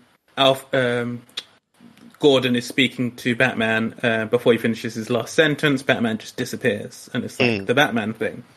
And I like how in here, Azbat and Gordon are talking, and then he turns around and he's like, "What the hell are you still doing here?" Basically, is his sentiment, and it's like weirdly awkward, almost like a Lego Batman thing. But it's really good in sort of delving into the character and being like, this is a different Batman, 1, but also 2, he doesn't really know what he's doing. He's just moving out of pure, like, id or pure will to beat the person that his mentor could not beat. But I did like that when he's like, I wasn't certain we were finished talking. They never stopped you before. I'll be going then. That just cracked me up for some reason.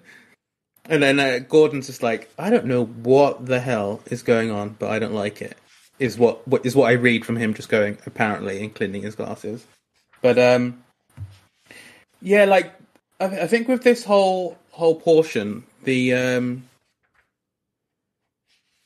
like the whole thing of like the system feels less delineated and more sort of like it's a fizzing up of a bottle, and currently he's fully fizzed up, and his only thing is to take out Bane now. And he's like, it's funny to have back-to-back issues where Azbat is just beating the crap out of these henchmen, who the previous issues have just been brapping like all these other mafia people, just sight unseen, like on site, walk into a room, and then 2 times in a row, like it almost feels like 2 days in a row, it probably is, he just bodying them, absolutely bodying them. And then there's like almost accidentally silly bits, because like you do have like I was saying with the Gordon bit, which I quite like, but it is funny. It's one of my highlights. The bit with like Bane, who's just in his robe, and he's like, "What?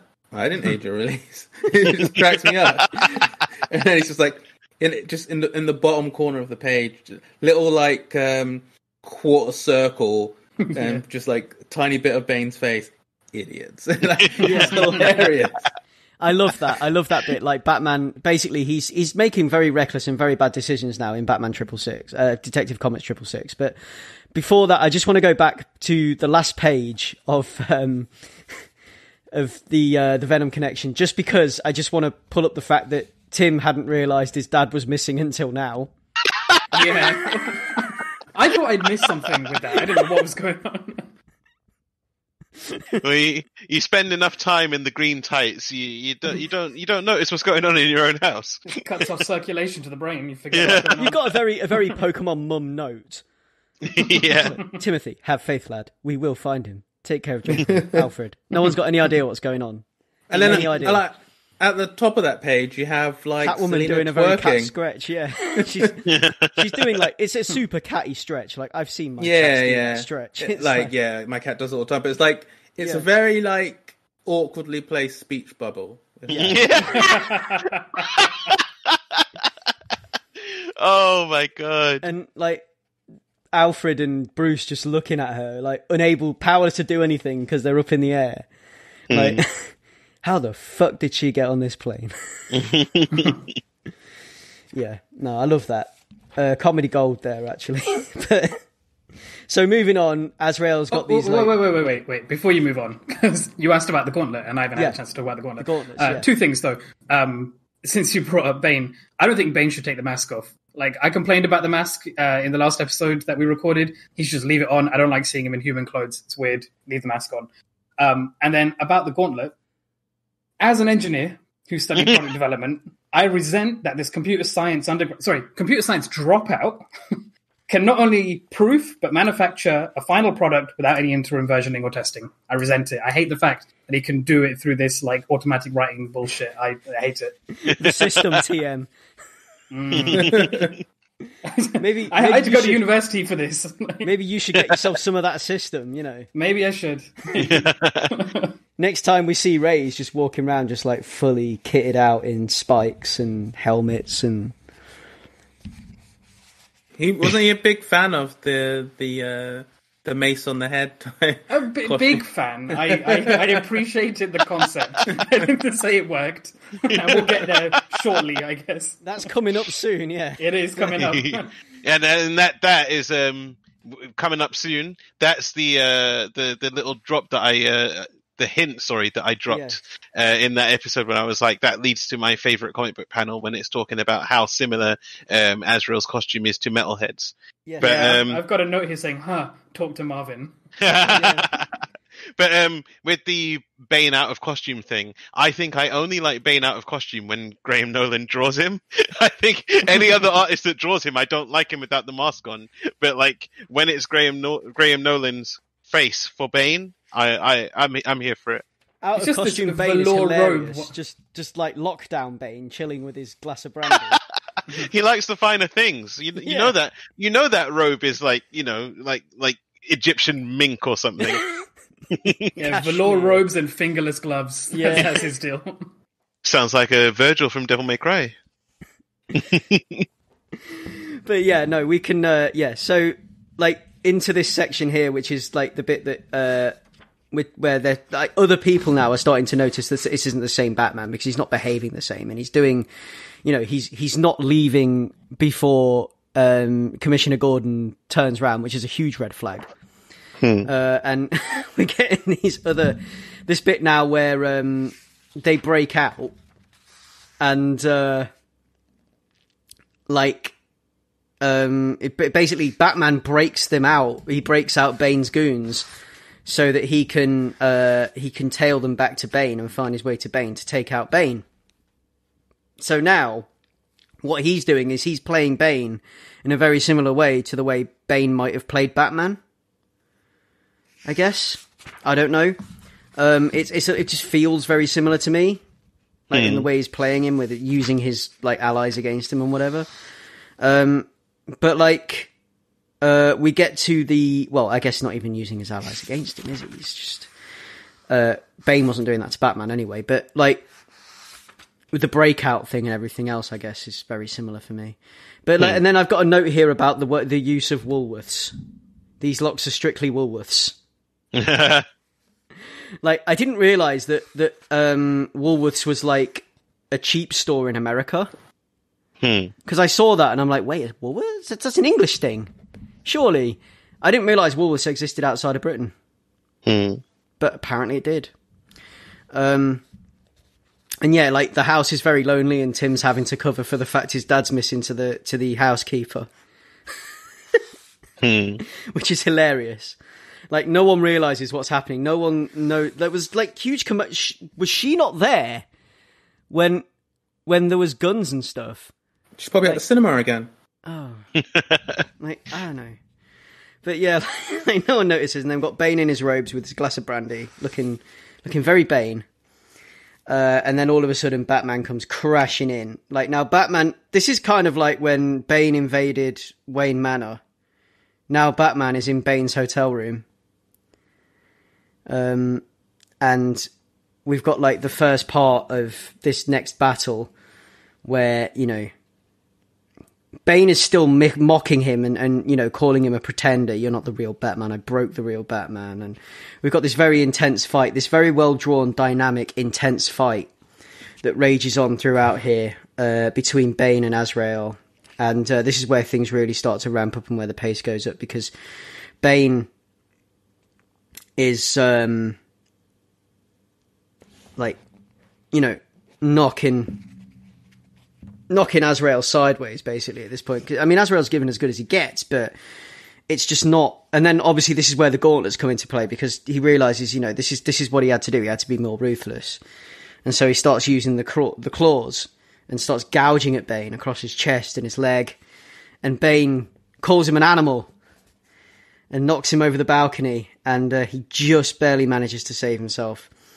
And then by the end of the fight, Batman falls again, and he is purely at Bane's mercy at this point, because he's used the new toys, and now he's hanging off the edge of the balcony, and Bane's about to cut him loose, so he falls. And yeah, so what do we think of this section here, this fight? Start with Marv. I like it. Like you said, dynamic fight. Like the framing, the action, the I was going to say kineticism. I don't think that's a word. How kinetic the fight is brilliant. Like you can feel the movement as your eye moves across the pages. For how short this section of the fight is, anyway. Yeah, and again, I go back to what I was saying about Graham Nolan letting you know through his rendering of Batman that this is not Bruce Wayne in the cowl. Like, it's very rare that you see Batman drawn like this when it is Bruce Wayne. It's a darker Batman around the eyes. It's the way that his facial expressions are rendered. It's very subtle, but it makes a world of difference, and it tells a story just through the character's face. Yeah, I like it. Yeah, man, it's got all the hallmarks. Yeah, because it's like well choreographed and well paced, and as they move throughout the building, the geography is maintained quite well. It doesn't feel at any point like, what? How the hell did they end up here? It just all sort of just moves. Quite like logically, so yeah, it's quite good in that way, and I do like how the gauntlets just they make the beast bleed, but they're not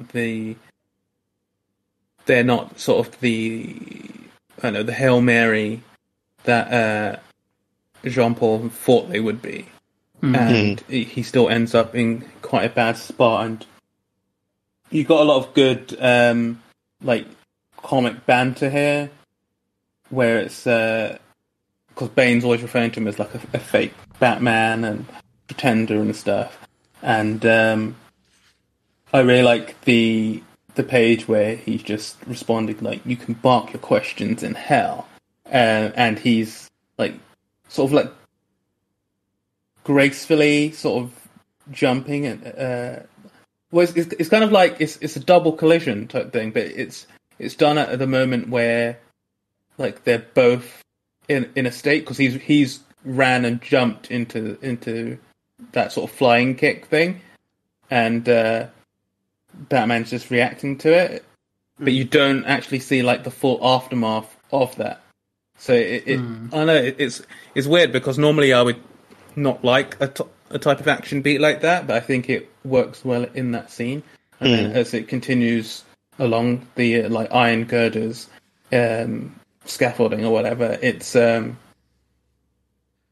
think that the stakes of it are pretty good, and you have a lot of good like you have the Bane where it's like red writing and stuff. You have a good no with that as well, and yeah, it's all quite athletic and quite kinetic. So I was a fan of it, even though I don't like Jean Paul. This exchange here, where it's like, fast, Wayne trained you well. I wasn't trained, I was born for this role. It's my destiny. And then, like, I can't... This is what Nolan's Bane has done to me, but I cannot not imagine this in the Nolan Bane voice. I was damned to my role. I was condemned before my first cries of life. The world is my prison. I would rule it or die. Like, and then he just goes on, and they have this exchange about how he, this bit, like, then that will be your sentence, death. Ha. You are different from Wayne. This Batman kills. So I have brought ruin to Wayne, and his neophyte brings ruin to the Batman. Yeah, I love that line. Yeah. Fantastic. Yeah, because it's like, okay, so you're just perverting everything the cow stands for. Speaking of perversions of the cow, Batman 500. Because that's where we are now. So we're into the kind of the final section. Now, Batman 500 is split into two sections. So we have Dark Angel Part 1, The Fall. And then Dark Angel 2, The Descent. So this is basically the ending of that fight that began in Detective Comics 666. And we are at the end of that fight now, and John Paul narrowly manages to escape Bane, escape escape death, basically, by, cannonballing off the wall into the fountain, and, lucky that the water was just deep enough. Because it may have been too shallow. He was out for a bit, and then he was back, but he didn't get up and get himself together in enough time to chase Bane. So also, it looks like it's like shin. I thought it was going to be. Yeah, that's a broken leg. Like I've broken that particular bone way easier than falling off a building into a concrete fountain. Yeah. This is where he goes back to the cocoon and comes out as something entirely different. Because what he does now is he goes back to the cave, and we have this whole exchange with him in the cave trying to stretch out his injuries, with Tim talking to him, and he's still wearing the gauntlets while he's doing pull-ups, which I find so supremely odd, but I think that's the point. And it's this great exchange with Tim, and what we also get to see actually is a little bit of Bane's weakness. Because Bane is, he needs Venom. He's an addict. He's losing blood. And he comes, because obviously although he managed to get away, the Batman did, he put some licks on him. And he goes to the jail to see his compatriots, and they're like, "Oh, you here to break us out?" He's like, "No, I just want to know where the Venom is." And this is where we get to see Harold and Ace. Harold sees what's going on, he knows what's going on, and he wants no part of it. And John Paul is now working on the suit. Lost again, he requires neither sleep nor sustenance. Soon he will rise from mere shadows into full darkness, looking to fall again.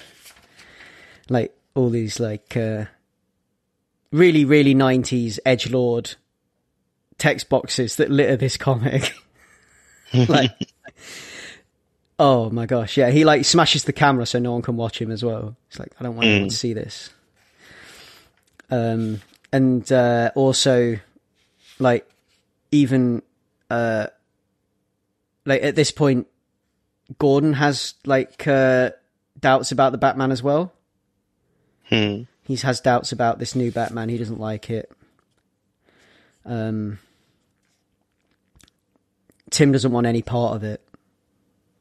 You know, like, because he knows that this guy's going to take on Bane, and Tim doesn't want any part of that because he's been told not to. He says Bane's too dangerous, and you know, he basically tells Tim he's too soft in the opening salvo there of this comic, and Nightwing pops up. So, and this is mullet Nightwing. So this is mulleted Nightwing. So he pops up with his black shiny mullet. And he's talking to Tim about... So he's already annoyed. He's like, well, why didn't Bruce pick me? And Tim's like, would you have said yes? And he's like, maybe. You know, he wouldn't have said yes, would he? Well, he's like... yeah. Like, whatever... Like, in an emergency, if it was needed, I wouldn't want to do it. Yeah. But you get the feeling that he kind of would have done it. Yeah. But it's like... This whole kind of like, again, it's like the gap that, because at this point, him and Bruce aren't really that close anymore. They're not really on friendly terms as such. They had like the big falling out and whatever, and Dick went away to be his own man, which is what he has done. He's become Nightwing. He's doing his own thing now. And, you know, although he was the next logical choice for the cowl, I feel that it wouldn't have, you know, like it yeah, I can understand like, his anger here, and yeah, it wouldn't have worked if they had. My take on it is, for the story to happen, Nightwing couldn't have been offered the cowl because he would have taken it reluctantly. Yes. But I appreciate that they have him here talking to Tim and expressing his concerns while Tim expresses his concerns as well, because it's the question that all comic book readers would be screaming at the moment that John Paul got the cape and cowl. So the fact that they put that in there and shown you literally Nightwing saying, I would have taken it, but I wouldn't have wanted to do it, and Bruce knew that. It's kind of like, yeah, you can ask, why did you give this brainwashed, insane, like, zealot the cape and cowl? And it's like, oh, here's kind of half of an answer. Enjoy the story. Yeah, exactly. Yeah. And then we get to the bit where Tim explains that maybe the costume he designed for Azrael prior to him getting the mantle of the Bat was a little too close to... Rahul's favourite Batman villain. Yeah. Don't put words in my mouth. don't do that.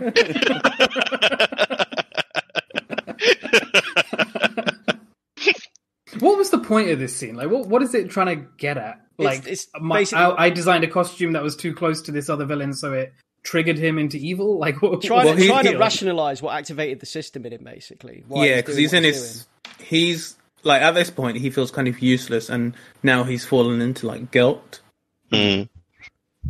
Yeah, because remember, like a few pages earlier, he's all like full fuckboy in Ariana, where he's just like, "Do you want to come out?" Nah. I guess I'm lonely. Bye. Yeah. Like, what is the point in that phone call? Like, it's just like to hear a voice. Say I rang you at 3 a.m, Marv, just to tell you I was lonely. And then put the phone down.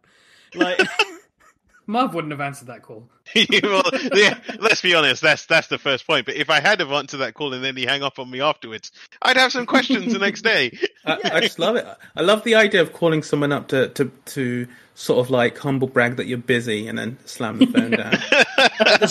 There's no like obviously at this point in time there's no such thing as text messages or anything. So like she can't even like send him an angry tirade or anything. Like, she can't. She just has to deal with the fact he's put the phone down or try and ring She him was back. ready to meet up tomorrow. Like, she had tomorrow free, and she was like, yeah. Like, sight unseen. He barely said anything. She's just like, hello?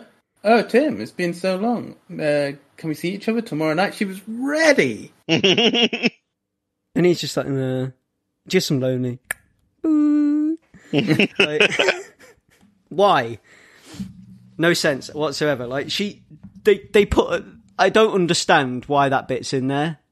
I really don't, because it makes no. It didn't add anything. It's just nonsense, is what it is. To ring someone and then put the phone down like that. I mean, I'd love to just try it for real, like an experiment, just to see. Like, but yeah, no. Like, you know, maybe if the conversation had gone on longer and then she'd given him some advice because he talked about what's going on without revealing his identity or something, you know, maybe then it would have had a point.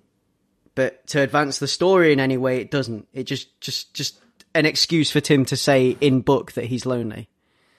Yeah, there are ways of exploring Tim's emotions without torturing this poor girl. Exactly, yes. Exactly my point.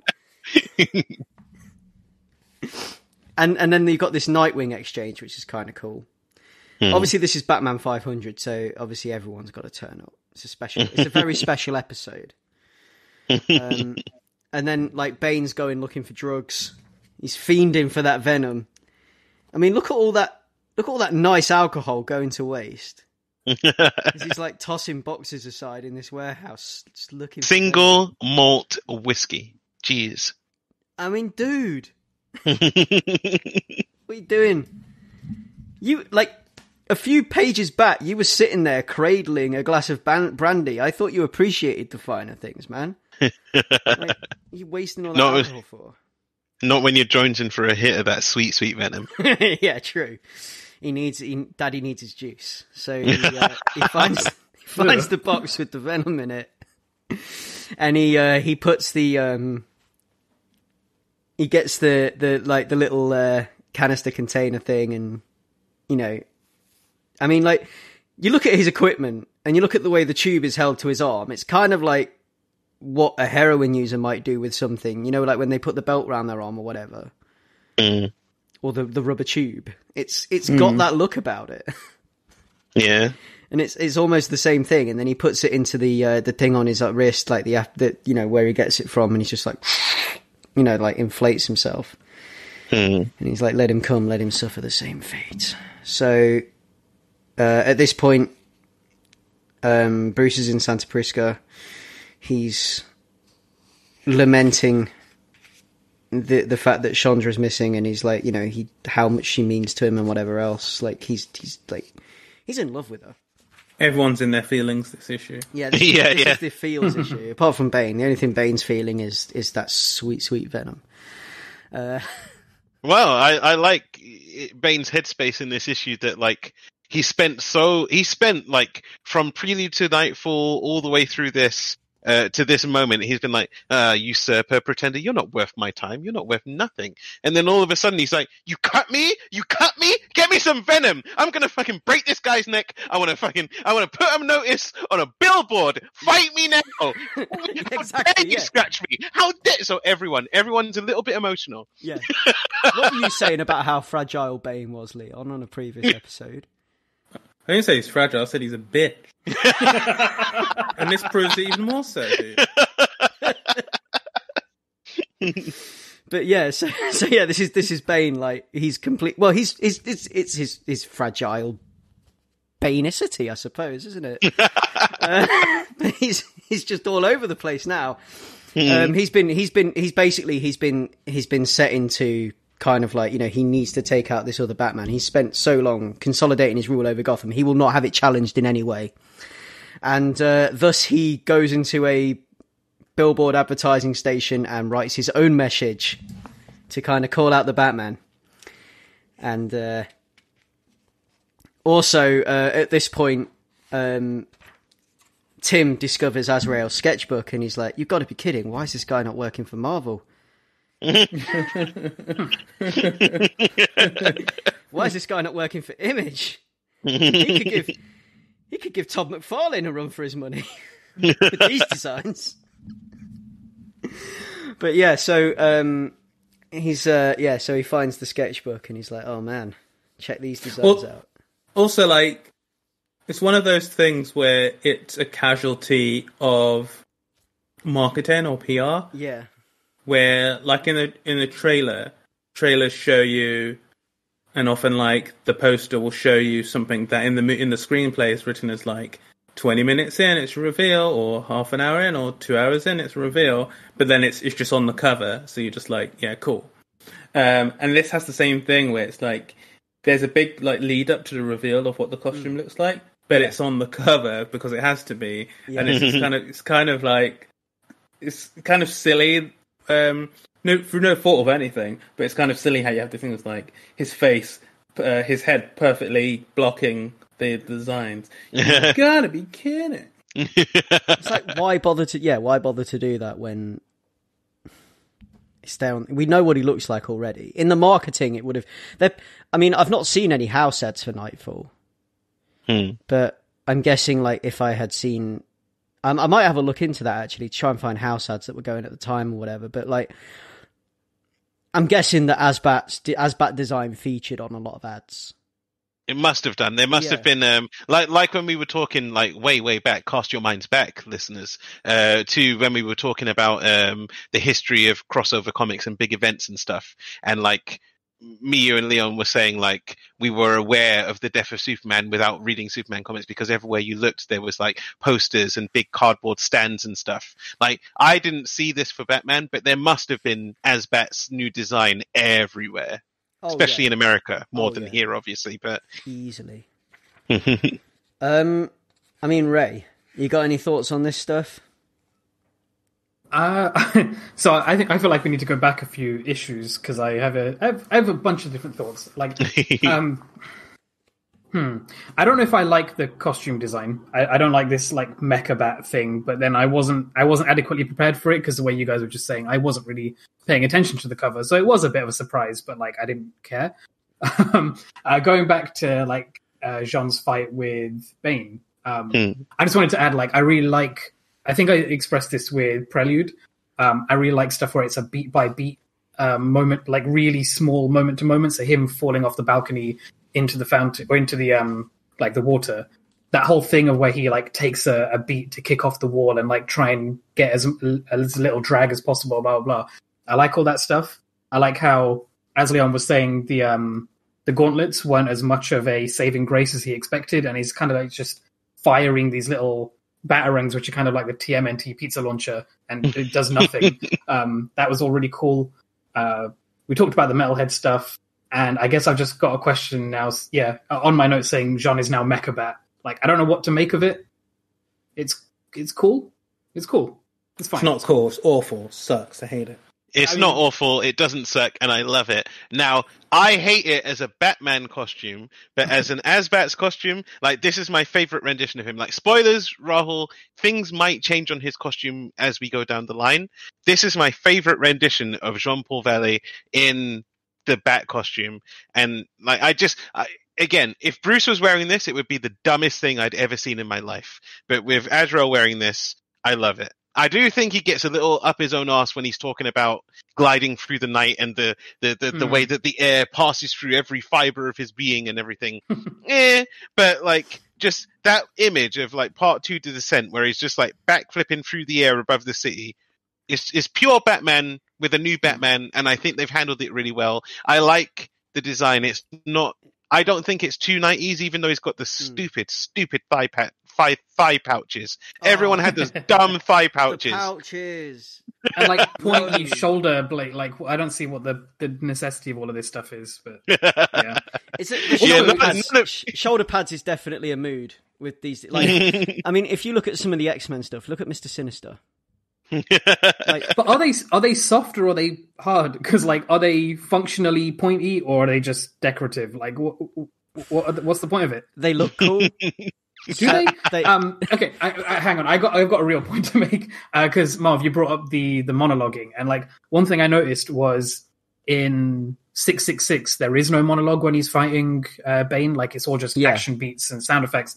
And then it's only when he's in dire straits where he's about to, fall off the balcony and into the water where it's not even internal monologue the way that Bruce has his, I need to do this, I need to do that. It's it's all third person. It's him talk.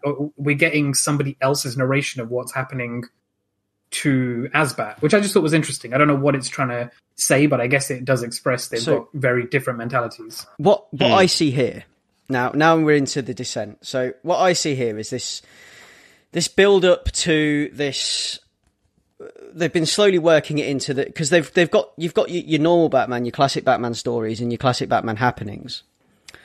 And what they've been doing is they've been slowly working in this new edgelord anti-hero stuff, like slowly feeding it in drip by drip up to this point, and even down to the way the comics are framed and written. So what we're seeing now is with these massive monologues is something that I feel is very zeitgeist for kind of like the late 80s and the early 90s and whatever, with this kind of like, especially where these kind of like these very dark anti-heroes are concerned. Like they have these kind of like very cerebral monologues that kind of supposedly put you in their headspace, but end up ultimately being a little bit nonsense. Yeah, because in this case, it's kind of dissociative because it's not him explaining what's in his head.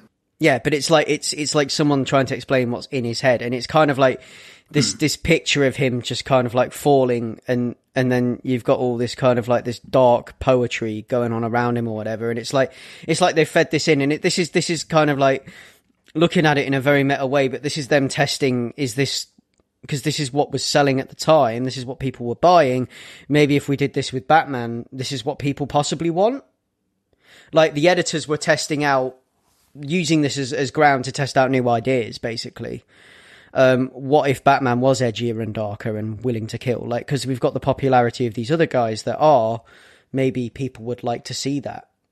Yeah, I think maybe you're onto something. Like, you could read it with a sense of irony, because it's like the panels where he's looking out towards the advertising billboard thing, and he's like, there, rain makes it perfect. It's like, that could be a meta commentary on what totally people want, right? And later on in sections of Night Quest, they pick fun at it, where there's like a kid doing it's like a sketch, like a police sketch or something. This kid's describing what he saw when he saw Batman, and it's like a really 90s design with like a shoulder cannon and things like that, and it's like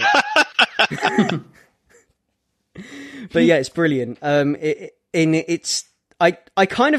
like the new design. I also don't like the new design. And also this design evolves, by the way. So throughout Night Quest, throughout the Crusade, he adds to this. Yeah, that was one of the biggest shocks of my life, was finishing this and then just picking up Night's End and seeing the new design and being like, oh, okay. Yeah. So he builds on this. This slowly evolves throughout Night Quest. But like this new design, and then him just like drinking in the night and sailing in it and whatever, you know, being a true dark angel, a zealot instrument of pain and justice. Asbat does not protect, Asbat avenges. As he's flying through the night sky, gold and blue, a complete perversion of what Batman stands for at this point. Going after Bane, sees the billboard, decides to go after Bane, and it comes to a climax. Bullock's into it. Bullock's a fan of all this. Like, Bullock reads Spawn. He's got side action. He's got side action going on. Yeah. He's putting bets on, man, with the rest of the boys. That's what he's doing. Him and the rest of the GCPD, they got like, he's got a 20 on Batman. But yeah, you've got like the commish turns up and everything, and he's like, you know, Bullock's like, well, he sees this new brutal Batman and he's all for it. He's like, well, the kid gloves are off now. Maybe that's how it's got to be. Something changed in him when Bane broke him. And this is very brutal, very visceral fight that this is what they've been building up to. This is the dark age. This is like the kind of like the dark anti-hero thing creeping in. Yeah. This is what they wanted to try out, and now they're doing it. Even in the writing, they're giving themselves space to play with that. And that's the thing, like you were saying earlier, like you guys were saying earlier, there's so many things talking about, like, referencing, like, time for a new Batman and a new type of hero, and in these dark times, like, those old rules just don't work anymore. we've got to apply new rules now in this new age.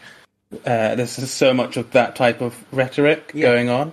And this is also what I was talking about with the kind of like the combination of the system and the Batman now. We're now fully seeing this new thing altogether, formed from both. Neither Azrael nor Batman. No longer Jean-Paul Valley, just this thing. This instrument of this instrument of vengeance. Warped justice, yeah. Yeah. And like, you know, he's just absolutely brutalizing Bane. Bane has completely come unstuck at this point because he's like, no, I've already won. I've already broken the Batman. This can't be happening. And he's getting absolutely cut to pieces, like literally cut to pieces, because we've got shurikens flying everywhere, claws out, and we've got this awesome fight on the train. Like, these are my favorite panels here. This fight on this train is fantastic.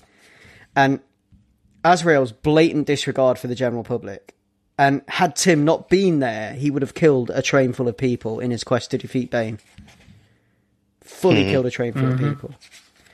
And it's just like the recklessness of it all, and you know how dark it is in comparison to everything else. And this fight is fantastic. Some great panels here, some very dynamic stuff going on the train. You know, like the shattering of glass and like Bane throws somebody under the train, and Batman makes no attempt to save him. Bane throws the driver under the train. And did you feel that we ran over something? No, we're just going faster. Hold on. And they did run over something. And had that been Bruce, that would never have happened. You know? And it's so like reckless and violent and just not Batman anymore. And even the bat symbol's changed. He shines the symbol from his chest. And he's got like his own built-in bat signal, and even that looks different. And it's all just like a complete redesign and a complete rethinking of what makes Batman Batman and what Batman should be. And that's what they're testing out here in this page, in this book. I mean, I love the work here, though. The pages are fantastic. Like the injury detail on Bane and all of that. I mean, like, so what do we think of this final section, this final battle where Azrael comes out victorious and Tim kind of gives him the seal of approval? Like he's earned the right to wear the cowl at this point. So what do we think there? Why does Tim give him a seal of approval at the end when he clearly let some like innocents die and let that entire carriage go careening off the track? Like, it didn't quite ring right to me. It feels like it's literally just like, oh my god, I can't believe you didn't kill Bane.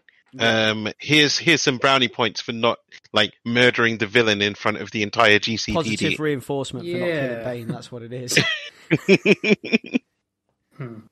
It's like here's a treat for not killing Bane. Yeah, I as the reader, I'm not falling for that. Yeah. But yeah, see, like, I know. Continue, Grant. Yeah. Please go on. Okay. See, this is a thing that. So I think this fight and stuff is like really well rendered, and I think it's got some great points, even though I hate the costume. I think part of the reasons that I don't like the costume is obviously the sort of thigh pack. I hate that. I don't like. There's just elements of it. It's not even the roboty part of it. It's not that. It's and I think the head looks quite cool. It's just so bulky. And like the yellow parts are just so like they're not like sleek or like cool in a Batman way. They're just like bulky orbs on him, and every like every angle that he's fighting at, I always hated it. And revisiting here, it just looks so stupid every time I see it. I can't stand it. And then every time, even if I try to make my peace with that, I see the stupid thigh pack, and it just does my head. It like, why did anyone think a thigh pack looked good? It's so bad. It's so bad. You mentioned you've broken your leg, right? Like, yeah. The thigh pack always reminds me of the thing where when you have a cast on, but you can't get it wet, so you have to put like this waterproof seal around it when you go for a shower. Like it looks like that to me. Right? That's what I have tried. When I see it, it just looks. I can see that, yeah. When I see thigh pack like that, it just looks super uncomfortable, super unwieldy. Like it gets in the way, like a tourniquet or something. It's just pointless. Looking at this in 2021, having spent like a year or two dipping in and out of Ring Fit Adventure on the Nintendo Switch, I can safely say that doing any kind of athletic activity with something strapped around your thigh, it will creep down. Who is expecting this man to fight on the streets of Gotham and not have his pouches slip off? You've got to do the squats to keep the thighs thick, to keep it tight enough. But then, like, when your legs in different positions, like, what do you do it for? Like, do you do it for when you're like kneeling and it's like thicker, or do you do it for when you're standing up? Yeah. But what the point I was trying to make before the Feig thing is like I think like technically the fight is really cool, and I've always liked more so the little asides, like when the lieutenant's being petty with the mayor and he's like, we'll see how he wants to be, like, just by the book or whatever. Has Bane killed anyone in the last 5 minutes? No. So it's like, then we won't interfere. We'll see what the mayor has to say about that. Huh? Yeah. He'll be crying Blue Lives Matter tomorrow. Yeah. Yeah. But like I love all those inserts. I love how they move to the train and all the stuff, and then Robin like intervening and all that stuff.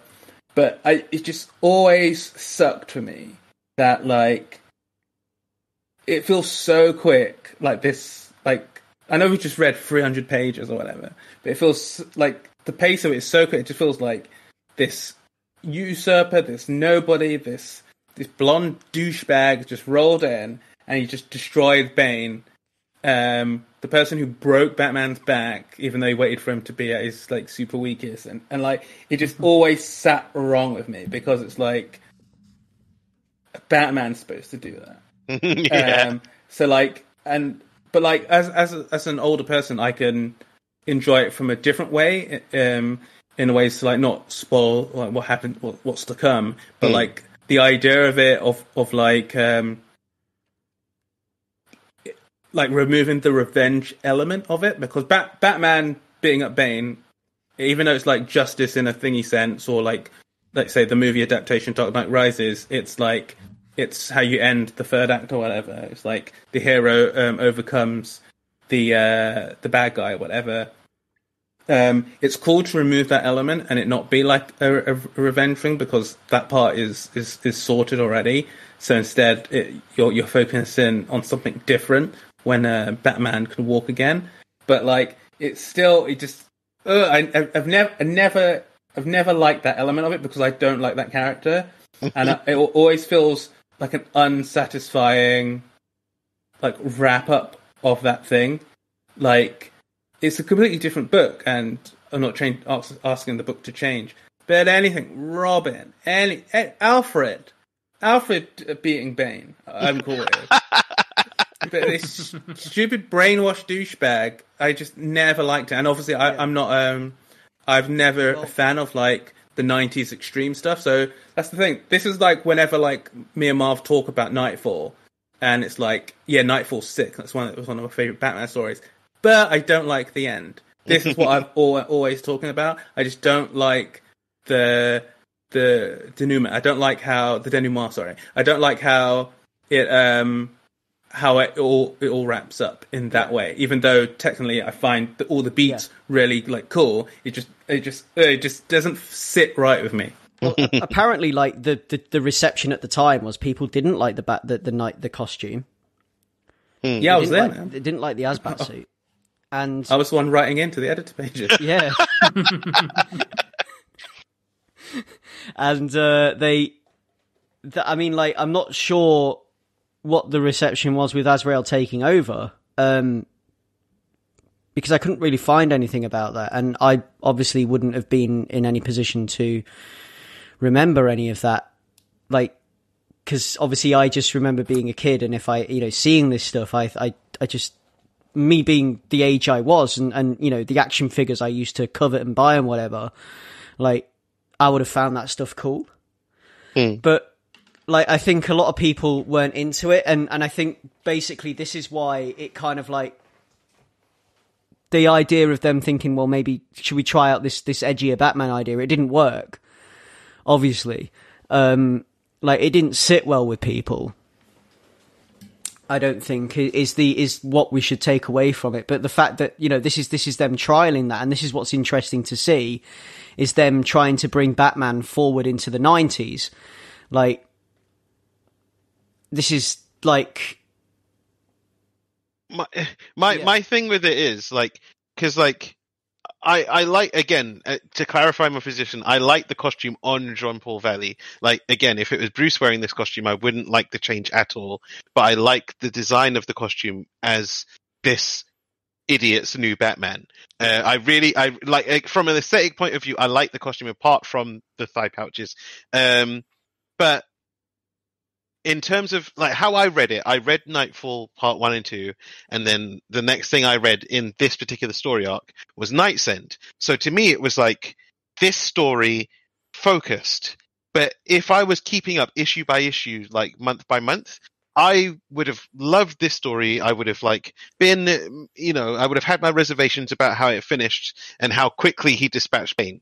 But then, like, the month to month of, like, Jean-Paul's Batman just being Batman doing Batman things, I don't think I'd have been in for that. Like, the fact that I could go straight from thematically and storytelling wise, he beats Bane, he gets Tim Drake's blessing, he flies off into the night, and then the next thing I read was the mop up. Like, it's going from Infinity War to Endgame without watching, like, what was it? Was it Ant-Man and the Wasp that was in the middle of it? Yeah, Ant-Man and the Wasp and Captain Marvel. Thank you. Without watching those in the middle. It's like, if you imagine that Ant-Man and the Wasp and Captain Marvel were just like months and months of, like, Jean-Paul Valley being a bad Batman, then, I don't know. I think because I didn't have that at the time, I was kind of all in on what happened in this story and what happened in Night's End. But I can understand why people wouldn't have liked this Batman doing what he was doing. Because it doesn't sit well as a Batman story and as a Batman character. I don't know. I'm rambling now. Doesn't have a good mouthfeel. Yeah. No, I can appreciate what it's doing in the grand scheme of things. I can read this now, and I can appreciate that it's setting up for the fact that this isn't just. It's not just that Bruce was beaten by Bane and only because he bit off more than he could chew. Because had he not ran himself into the ground, he might have stood a chance. Had he had all of his awareness about him and everything else, he might have been able to defeat Bane. But I mean, we know he can defeat Bane. He's defeated Bane subsequent times, a lot of times. But up to this, it's like he's made one bad decision after another, and he's created an even bigger problem than Bane now. Because now he's created this monster by giving Azrael the cowl, and he's got nobody to blame but himself by bringing Azrael into the fold, and training Azrael as his successor, and making the wrong choice and giving Azrael the cowl. He's done this to Gotham. Like, it's his mistake, and now he's got to own it and clean that up, which is the Night's End stuff, I guess. But it's like, yeah. And this is what I was alluding to, where it's like, I do like that element of the story, and I think it is cool. I'm no comic book writer, but it's like how we get to Night's End. It's just never sat right with me. Well, I like Night Quest, so but that's just me. But yeah, the next section after this, because this is the ending of Knightfall now, we have officially closed Knightfall. So that is the first section of Knightfall over and done with. The part that follows this, so this is Who Rules the Night, that's over with. The part that follows this is a section of the story known as Night Quest. Now, like, without getting into the weeds too much, because we're closing out the episode now.